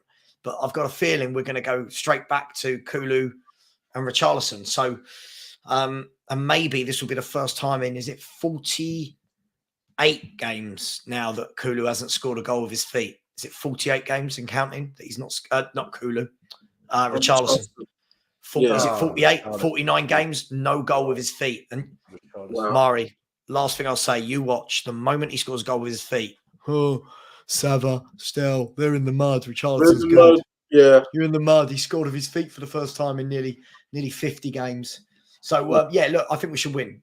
Should be a game we're winning. Yeah. Before I go to Lee, Cannabis, you have every right to go to a channel that will happily He's give watching you, us. you're watching us, will give you your heart's desire and not tell you the truth, or be very critical of our team. Right? We are a fair balance on this channel. We will talk about the good, the bad, and the ugly. So if you don't like it, it's negative, then you could go watch another channel and they could talk about all the positives and not talk about the things that may possibly. Just quickly before you move on, can I just say, so there's a comment from a guy called David Tan who said, this is the best thing about YouTube. This is what I love. When I say 2 of these and 1 of these. He said, for heaven's sake, guys, we're playing much better compared to last few seasons. Ange is only 9 games into the league. Please give the lads time. No. I think that's what we're doing. We're the ones saying, give it time. All the other people talking about league titles and title challenges are the ones that are demanding now. We demand a title challenge. I think you've got it backwards, David. Just saying. Sorry. No, it's spot on, 100%. What Sava says, we're saying give it time, right? Because we've over exceeded first 9 games, top of the league. No one in their wildest dreams would have thought that. So we still kind of have to simmer down, calm down, and just take it game by game, because it's a long season. It is a long season. Lee, your thoughts on the Crystal Palace game coming up? Yeah, I think, as the other guys have said, that on paper, the way that Palace are playing, the way that we're playing, it should be an easy win. I think them being at home will play a big part in that. My mates are Crystal Palace fans, so I know they get at Selhurst Park. But I think we should be winning it. I mean, even if we have to entice them out somehow and try and find a counter for that, or find a counter for that low block, which seems to take us so long in most of the games so far, that maybe he'll try something a little bit different. I don't know, but I think we should be, winning that game on Friday night, not on a shoe. Okay. Has your thoughts on this upcoming game? I'm actually quite worried for Friday. I've got a few reasons why. Well, this is the first time we're playing a game within 3 days afterwards a previous game, so this will kind of be an audition for December, I think. Obviously, he did take off those 3 players, I assume, to rest them for Friday, but we'll see if the team can carry on the same level, playing 2 games in 5 days, which we've yet to see yet. I think also the low block and Hodgson, I don't know. Palace always seems to be a tricky game. I remember in the past we've won games there in like the last minute or the last 5 minutes. So I don't think we travel well there, if I'm being honest. But on paper, we should be winning this game. But I just have a feeling it's a very tricky game, and I don't think I'll predict us to win. I think I'll take a draw right now, and yeah, we'll just move on. I just think I just see it's like a banana skin, personally. Yeah, I just don't have good feelings for Friday. I don't know why. Okay. Still. So for me, Crystal Palace have won 1 game in 5. They got battered on the weekend 4-0, and they have got the worst goal scoring record in the league, bar Bournemouth. So anything other than a Spurs win, with Basuma back as well, whether we play him or not, because I know if he gets 1 more yellow, he misses Chelsea, so we might not play him to protect him. But I think Andrew plays best players. For me, this is a 3-0 Tottenham Hotspur win. We're going to batter them. But I said we'll beat Luton 4-1, and I watched us miss 3 chances in the first 10 minutes. I said we'd beat Fulham 4-1, and I'm watching Richie missing the target on every effort. So it'll probably end up 1-0 Tottenham. Something like that. But I do think we should be putting 3 past this lot. They're not good. They're really not good. But we've got this habit of being really... This is what I'm trying to say still. It's Tottenham. It doesn't... Nothing ever makes sense. So, but we said that when we went to Luton. We said that when we went and played Arsenal away. I do think there is a shift in mindset where this team do find a way against these teams. The test will be when we play Villa, Brighton, that kind of range. The European teams, the teams in Europe. That'll be the test for me. Like, yeah. Well, listen, I think we'll go 5 points clear, top of the table. Spurs are going to win the league. It's going to be all over social media. It's all going to kick off. It's coming. I think we'll beat. Listen, I think we'll beat Palace. I don't think we should be worried. I don't. We should beat Palace. No, I have the score of 1-0. I don't think they're really toothless up front. I don't think they'll be able to score, but I think we're going to struggle to break them down. But we'll be able to get a goal and win 1-0. But it's going to be tricky because, like I said, it's a road game, and it's going to be interesting because against the teams that play low block, it's really, really hard for our team to break down the defense. Don't they have the best defensive record? Am I wrong? Was that before this weekend? It was before the Newcastle game. They had the stick and bit. And listen, Anderson's been one of the star centre backs of the season. He's been superb. He's a solid player. Really good player. Get him in. Yeah.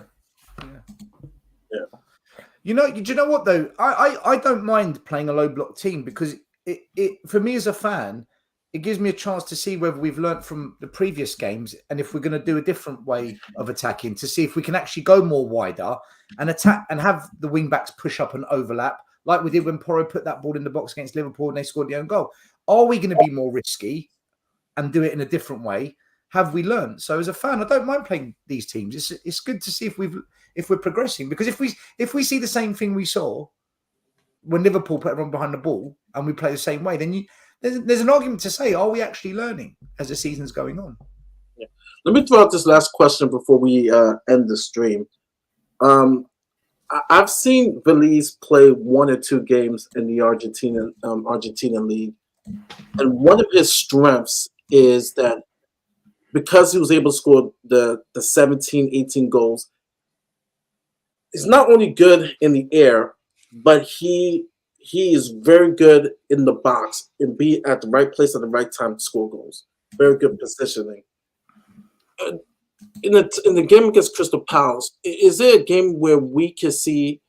I'm not talking about him starting, but maybe see him come in maybe 20 minutes earlier in the second half, or 25 minutes earlier. Get a little bit more game time because, like I said, Carlson's so bad. We don't have many options, and Veliz, he's more of an unknown. You can look at all the scouting reports about the player. Eventually, he has to play. Would you like to see? We'll start with Sava. More minutes from Veliz to kind of work him in more into the team, or? I mean, it's a difficult one, isn't it? Because we've seen so little of him. I wouldn't be able to really sit here and say, oh, he's very good at that or he's not good at that. Yeah. I guess the time that I would give him a chance is if Son is injured. I mean, if Son's not injured, then I'm not moving Son from centre forward, right? So I think this is going to be the difficulty. Unless you put Son back to the left-hand side, and I don't think he's going to. So I think it's difficult. What I would say is if he is going to come on, I'd like to see him give him more than 10 minutes. If he is coming on in games, can we not give him half an hour? Can we not give him 25 minutes? Because what you often find is, I feel sorry when he brought on the players the other day, like when he brought on both Brennan Johnson and Veliz, he brings them on when your two best creators and your two best players have gone off. Exactly. I'd like to see Veliz play with the best player and creator so that you can go, okay, how good are you? If James Maddison's going to put them on a plate for you, or if Sonny's going to put them on a plate for you, how good are you? But look, same thing, young player, Postecoglou will realise when he's ready. We don't. It's difficult. I don't know enough about him. I challenge anybody that thinks they know enough about Veliz to say, got to start. But listen, at the same time, that was one of our forward signings. This is what I mean. Our forward signings in the summer were Kulu, Brennan Johnson, Solomon, and Veliz. So far, I've not seen anything from any of them. If we're being brutally honest, we've not really seen anything from any of them. Everything's coming from Maddison and Son. That's great while they're fit. That's great while they're on form. If that dips, one of those others has got to step up. And could it be Veliz? I don't know. At the moment, I just don't know. Any Spurs fan that tells you they know enough about him, I'm sorry, unless you watch the Argentinian league every week. Well, there you go. But I've only seen them when they play Boca, and I saw when they play River. But even then, I wasn't focused on him. But even then, that's not enough. I knew Julio Alvarez was the man because the rivalry between Boca and River Plate. I knew Man City was getting a good player. Barco, who plays for my Boca Juniors, I know he's a good player. Brighton and City are after him. Veliz, it's just he's young. He came onto the scene in the Argentina league, but even then he wasn't highlighted. So even then, we still don't know much about him, other than that he does have a good knack of being in the right place at the right time to be able to finish his dinner. Mm-hmm. And right now, we only have really two players who can consistently finish their dinner, and that's Sonny and Maddison. Kulu's not doing anything, but Charleston's not doing anything. So you're almost at a point where, heck, you got to play. See what we got with Veliz, and I agree with you. Having Son and Maddison on the field at the same time as Veliz to get a better, I guess, assessment of what Veliz can do. So anyone else wants to, So with Veliz, I don't think we'll see the best of him, if there is the best of him, for like 2-3 years, and you kind of have to use him. Either if you're desperate for a goal, like he did at Liverpool when he went 4-4-2 and he kind of threw all his tactics out the window and said, fuck it, let's just go 4-4-2 and try and put balls in the box. Or you kind of use him near the end of games where you're like 2-3-0 up, like he did, and just see what he can do. But from early signs, just what type of player he is, he reminds me a bit of Higuain. I know it's a big statement, but just a style of player. But like I said, I don't know how good he's going to be or how good he is until he gets minutes. But we're not in any cups, so you can't play him in any cups. So it's just going to be, sub appearances for now. Yeah, and I think Ange's been vocal about him being a player for the second half of the season, right? Especially when Sonny goes away and we've got the FA Cup. I mean, I'd expect to see him start in the lower levels of the FA Cup without a doubt, and then bring the boys on if they need to, if we need a goal at the end of the game or something like that. But the guys are right. I mean, I made a comment about a month ago about him, and I got shot down, and I actually sat back and thought, you know what? Actually, you're right. I haven't seen enough of him, of what I have seen in the last 10 minutes of match to make a decision, and we haven't seen enough of him with the quality around him to supply him. I mean, it's like saying that, you put Kane in a team and then put Division 3 players around him and he doesn't score a goal. It's because he hasn't got quality to supply him. We just don't know that yet. So I think it's good that he's getting substitute minutes at the moment, but I don't think we'll see starts out of him or anything until probably early January. So at the moment, I'm not going to make an informed decision on him. Just, it's great to have someone there to back up Son. Yeah. I would start him ahead of Richarlison every single game if that's the only option. I would as well, 100%. I think I said that. But... Yeah, I know it's a weird subject, but I think Richarlison is absolutely dog shit. I can't stand watching him play. I'm fed up of him going to ground at any opportunity. I don't care if he works hard, if he creates an assist by passing a ball 5 yards that any 5-year-old can do. I don't care if he scores the winner, a header from 2 yards in the cup final. I think he's an absolutely god-awful footballer. I can't believe he's at Spurs. Got nothing against him personally. I hope as a human being he has a happy life. But as a football player, I do not want him at this club. I think it stinks. It's criminal that he's in a football team that's trying to play like this, and he's one of the options that starts. I think I'd start Veliz over him every single week, if that answers your question. But he can control the ball with his back. 20 minutes to go, and they can still score 2 goals, but he controls it with his back and then loses it. I mean, that's fucking, that's some skill right there. When he did that... Hold on, Sav. Just make sure that... Dan, are you in the comments? No? All right, we're good. The only reason he defends Richarlison is because when he came to Spurs, he flew all the way from America, bless him. Richarlison waved at him when he waved at Richarlison when he was doing the warm-up. That's the only reason he likes Richarlison, because he gave him some attention. I'm not going to turn this into Richarlison rant, but I would start Veliz over him every game. How can it be worse? How can it be any more lower grade than what we're watching? Do any of you watch Richarlison and think, do you know what? Yeah, man, yeah. This is football. I find it embarrassing that he's at Tottenham Hotspur Football Club. Yeah. It's unbelievable. It's unbelievable. I feel the same. That's exactly the same when people talk about the defence as well, though. When people say, "Oh, Phillips, he's shit. He can't bring him in." Blah blah. And it's like, but you don't know yet. We haven't seen him how he plays in this system. But he's got to be better than fucking Dyer. I mean, does anyone not disagree that Dyer's best? I remember Dyer being at his peak when he was playing as a holding midfielder in front of the back four. Yeah. That's when he was playing at his best. It's only when he moved into the defence that you seem to see his frailties. What happened there was when Yama came in and embarrassed him.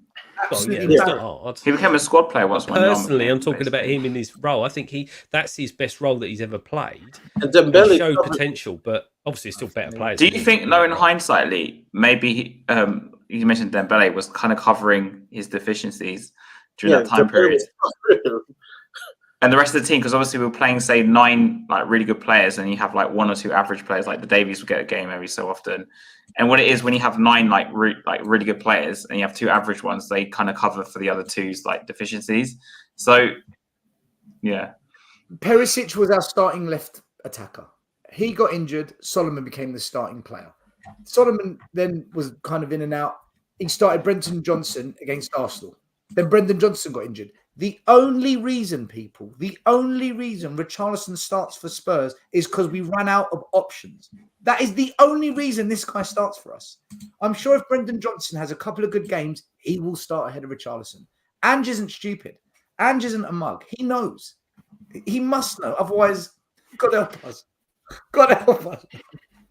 Sean, thank you for the super chat. I don't know you're trying to wind up some here, but you don't have to answer that question, Sava. But thank you for the super chat, Sean. Yeah. Just before we go, I've got one for you, and I watched. I was watching a particular player documentary on a particular player the other day, and we throw this whole world class thing around, etc., etc. One of them that I'm on the fence about, and you're going to rip me apart, but do you think in the praise that he got from other players that Moussa Dembele was a world class player? No.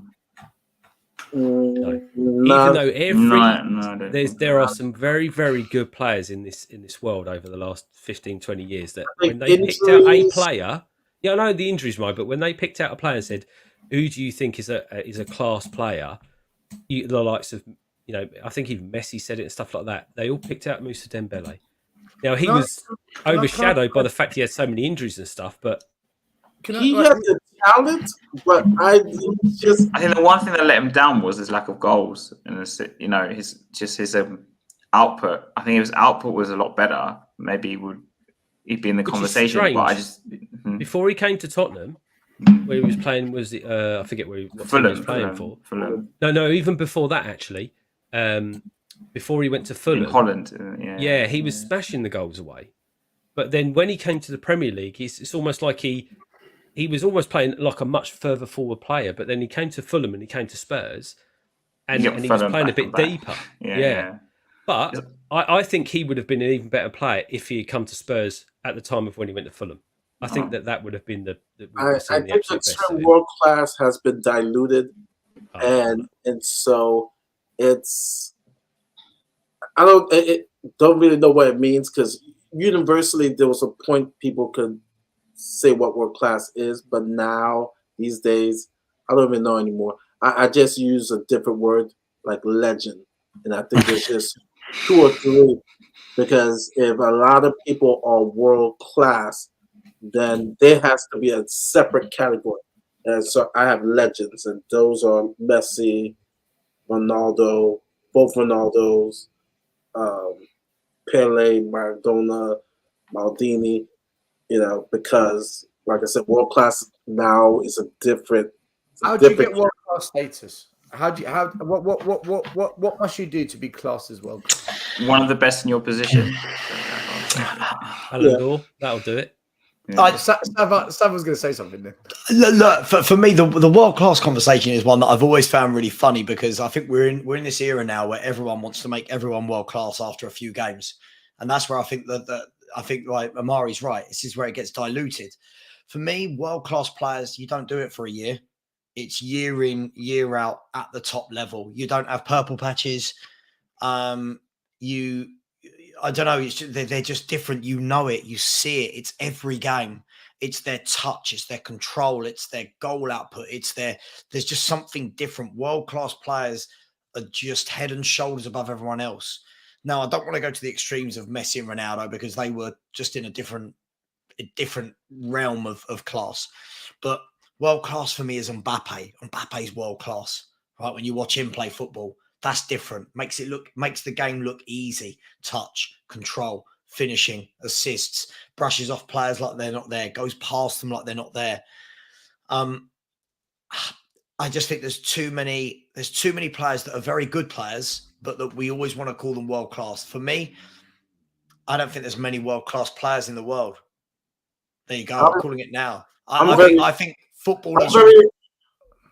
I'm very harsh. Like, is Kane world class? And I'm going to give you the test. Kane is world class, but for me, he's not legend. Spurs legend, but international legend. For example, I'm surrounded by Real Madrid, Barcelona, Bayern. I'm in Florida, right? Florida is like an international state. What's the difference between world class and legend?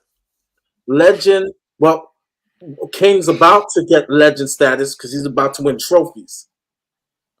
Because when I speak to, I associate legend with a club rather than a player in he's world class is a player in his own right, but a legend is more to do with a club. I don't think Harry Kane's a club legend, and he will be a Premier.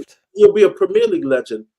But when I'm talking about ultimate status legend, like global legend, in Mexico, people are like, "Oh, Kane's a great player, but what has he won? What how's he stand out? Like he hasn't had that moment stand out like Benzema, right? And even Benzema is like, I don't even know. He's like close there, but it's not there. It's not like Zidane, international legend. He's a legend. 1 minute. Legend. Let me bring this back to Dembele a second, right? So, what position did Dembele play for Spurs? What was his position? Was he holding mid, centre box mid? to box, I'd say. Yeah, he's a box to box. An 8? What'd you say? 10? Not 10. Not 10. Not 10. He wasn't. Probably an 8. Yeah, all right. Yeah. That's okay. Right. Just so we can answer this question. During his era, who was a better number 8 in world football? Just so we can compare.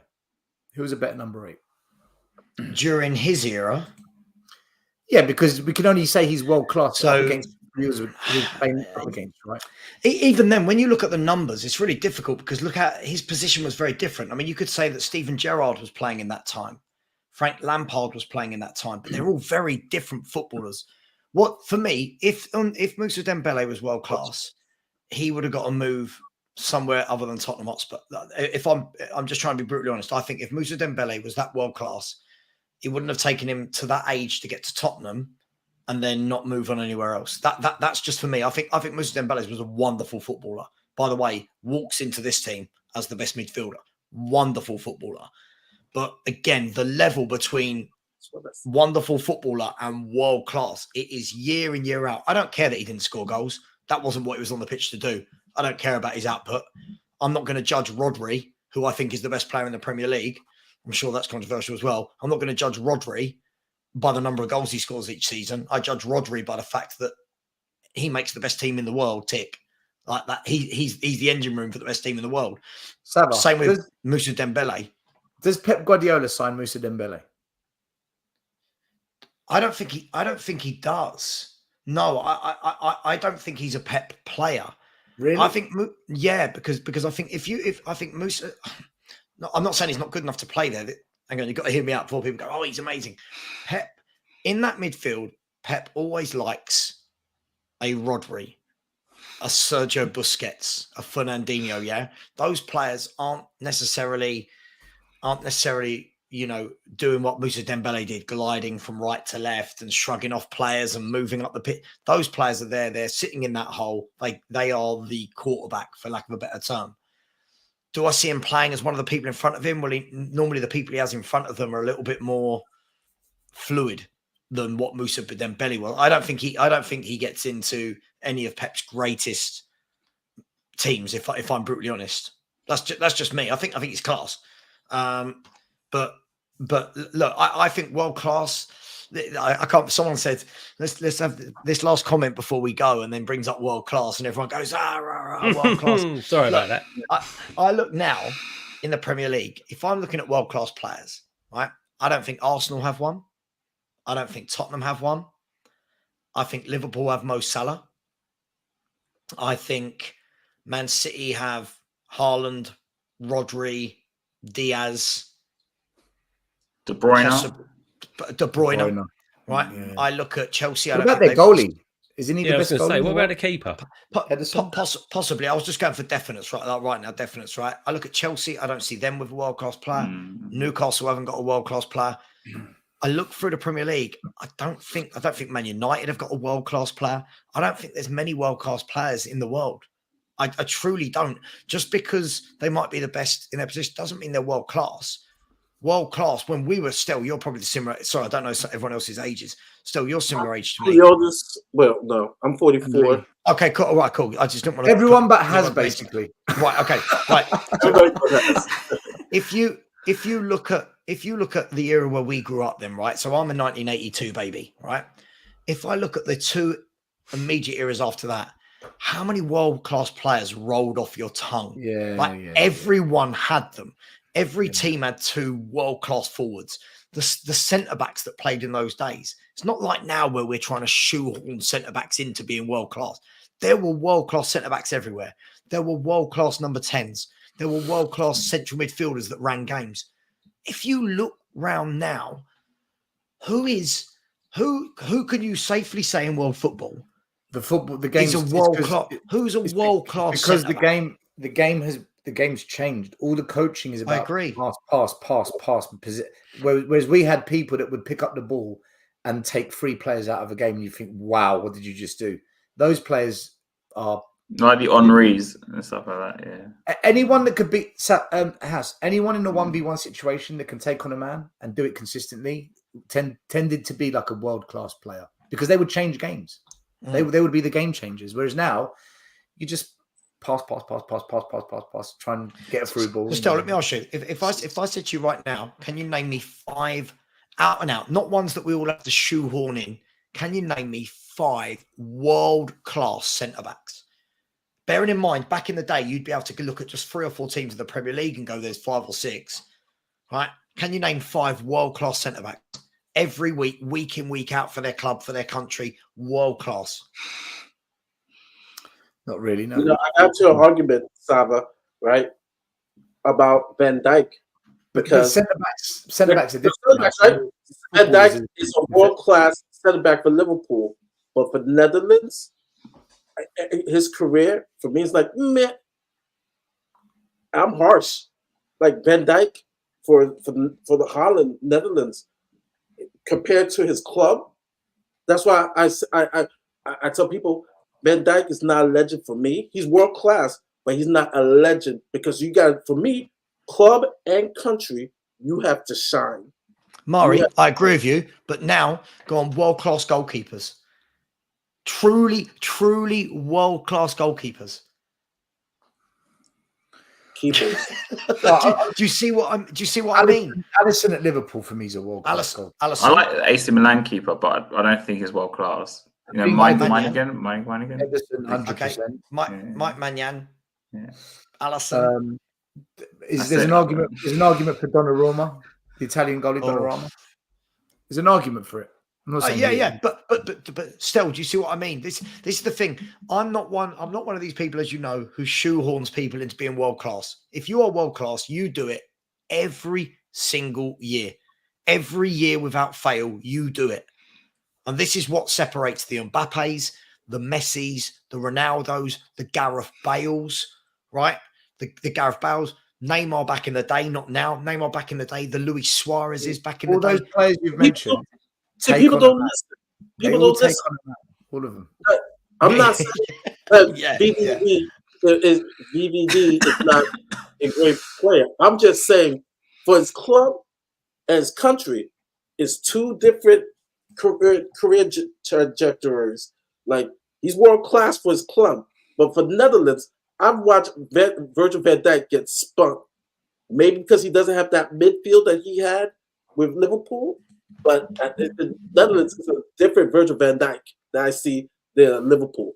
That's why I say he's not a legend. He's world class, but for me, he's not a legend because I haven't seen it translate to the national team. Right? So you got to. Murray, you're right, because I watched Netherlands the other day against Greece. He was half the player he was for Liverpool.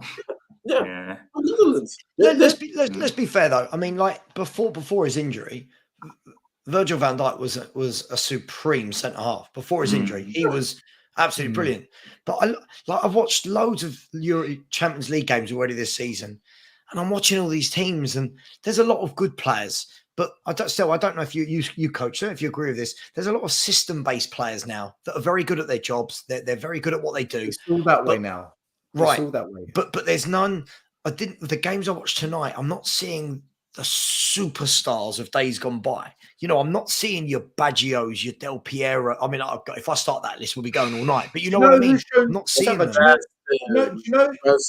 Okay, so before you develop a player from a young age to have lots of skills, you load them up with as much ammunition as possible, how to change direction, and you'd encourage them, take on a player, you'd encourage it, okay?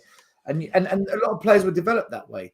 Nowadays, it really is the obsession with ball possession as a team has taken out a lot of creativity from young football players in what they could become. Do you know one player who I watch every time he plays and he beats his man with ease and he pulls away, and I think, do you know what? There's something vintage about you. James Maddison. And I never, ever thought he had that in him. The guy always beats his man. He's a vintage player. He's a rare breed. I agree with Stel. He reminds me of a lot of like the old 90s, 2000s players. A lot. Agreed. Yeah. Which is why I think most people wanted him for years. Like he's different. He is different. He's different. Yeah, he's different. But listen, I think the whole world class thing, I don't really care. Right. At the end of the day, I know who I think is. You Stel will have his ideas. Has will, Lee will, Mari will. People in the chat will. What I find hilarious is how people get so upset if I don't think the same player they think is world class is world. Like people are going, Son is world class. All right, you must say it. Why? what I say about him isn't going to change what he does. Like it really isn't that deep. People are like, he is world class, mate. I'm just using him as an example. There's definitely a shift in the academies as well from developing superstar players and then saying, right, if we can develop 11 superstars and put them all together, naturally the team will be better because it's just all superstars, which is the old school Galacticos of Madrid, just buy the best players in every position. And it worked. But there's a shift from that now. It is more about the team. It's more about, right, how can this player fit the system? And that change has been happening for a while. Now, if you think about it, you've got two types of teams. Teams that play ball possession or teams that sit back, absorb pressure, and try and counter or win a set piece. That's pretty much how it goes, right? Which one are you going to be? Yeah, give me a Maverick every time, man. Give me just one. Yeah, I just want a Maverick. Yeah, I want a Pavel Nedved, right? I want a Zvonimir Boban. I want a, you know what I mean? I want a Zidane. I don't know, just these people. Pascal Chimbonda. Chimbonda. Atuba. I remember Atuba. Yeah. Just someone that.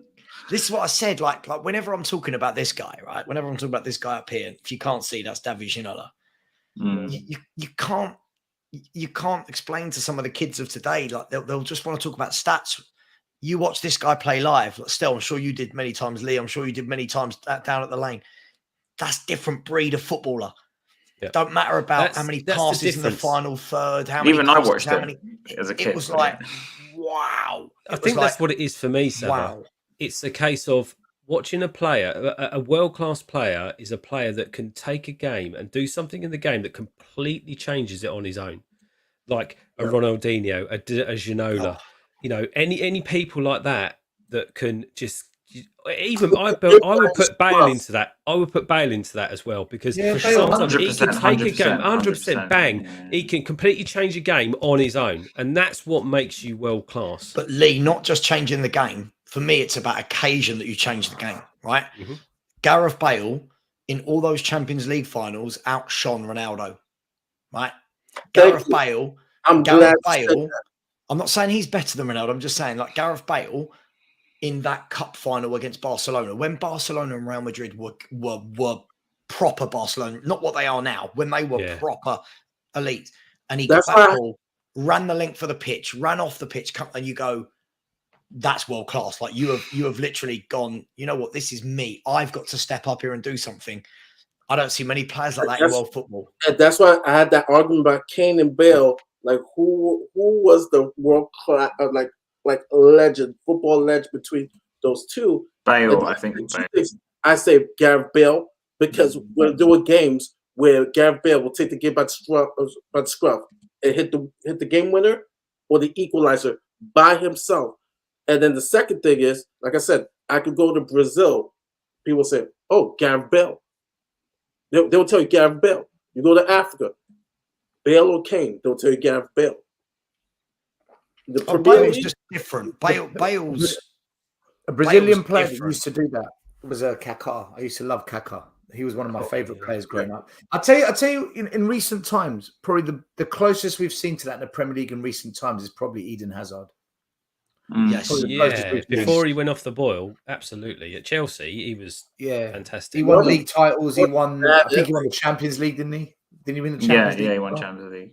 Yeah. The guy was. He was a horrible ending. He destroyed us. Career. I remember. Yeah.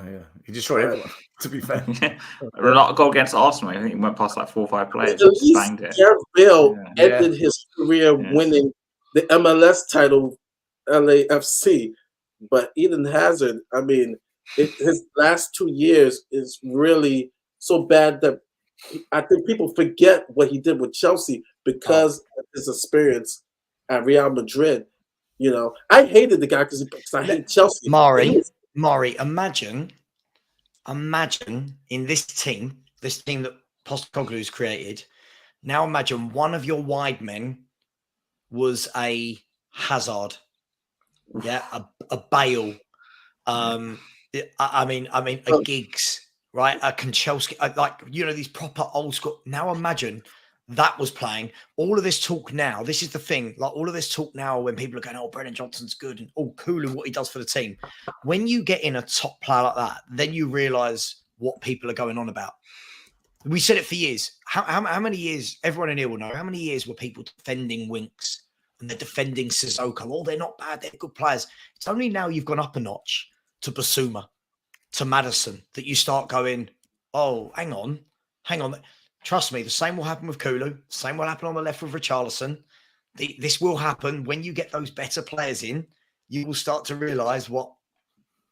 Hey, but do you know what kind of player we could really, really do without wide? Was it? Do you remember Iron? Of course you do. Iron Robben. Oh yeah, he was. I love Robben. But that's what he did it at Chelsea. He did it at Bayern Munich. He did it everywhere he went. Like he was mustard, man. Absolutely brilliant. I need to apologize because when Kulu was having his hot form with us, I said he reminded me of a slower version of Aaron Robben, because he's left-footed coming down, the flank. And I need to apologize to Robben because Robben's a legend. And like Kulu could only wish he could get Aaron Robben's stratosphere in regards to talent. But I felt as a prisoner of the moment because the way he came out, that first 6 months with Conte, and I'm like, wow, we may have the best front three with Kulu, Son, and Kane, going into last season, and we didn't see it at all. And so, I mean, I have to put my hands up and apologize, like, to put Robben and Kulu in the same sentence. Never again. Never again. Like, shame on you. Yeah. Do you know one player I don't think I've seen anyone in the comments mention or any of us mention that I think is another world class. Well, he is a world class player. Is Zinedine Zidane. Headbutt, world class, absolute world class. You never see another headbutt like that again. Nobody controlled the ball the way that guy did. Maybe Ronaldinho. That guy, like he had glue on his boots. It's absolutely ridiculous. His first touch on any part of the body was beyond insane. Do you know what? Some people just got the gift, man. He had the gift. He just had the gift, that guy. Yeah. He's a legend. Anyway, this is depressing, Murray, because we don't have these players, and we're talking. I've got to go watch Richarlison battling it on the floor against some Crystal Palace player on Friday night. Horrible. We'll start with Sava. When can we next see you streaming? In 9 hours and 50 minutes, actually. I've got a 10 a.m. tomorrow morning, so let me go to bed. Tomorrow morning, and then I've got a few European watch-alongs just for a laugh. They're a bit of a giggle in the evenings. And it kind of honestly, I've got to the stage where it's kind of more fun doing that than actually the abuse you get for saying Spurs won't win the league. So the commentary is wonderful. You could be watching the game, and it's like usually 6 people. You got Strasbourg Steve say, "Oh crap, scary Sava," and you got everybody else got Barry and stuff. No, it's a good watch. Yeah, it's good fun. It's good fun. But yeah, look, thanks for having me. I've really enjoyed it. Been good laugh. Oh no, it's an honor to have you. Lee, well, the next time we'll see you is on the Monday show. Yep, I'll be back on Monday.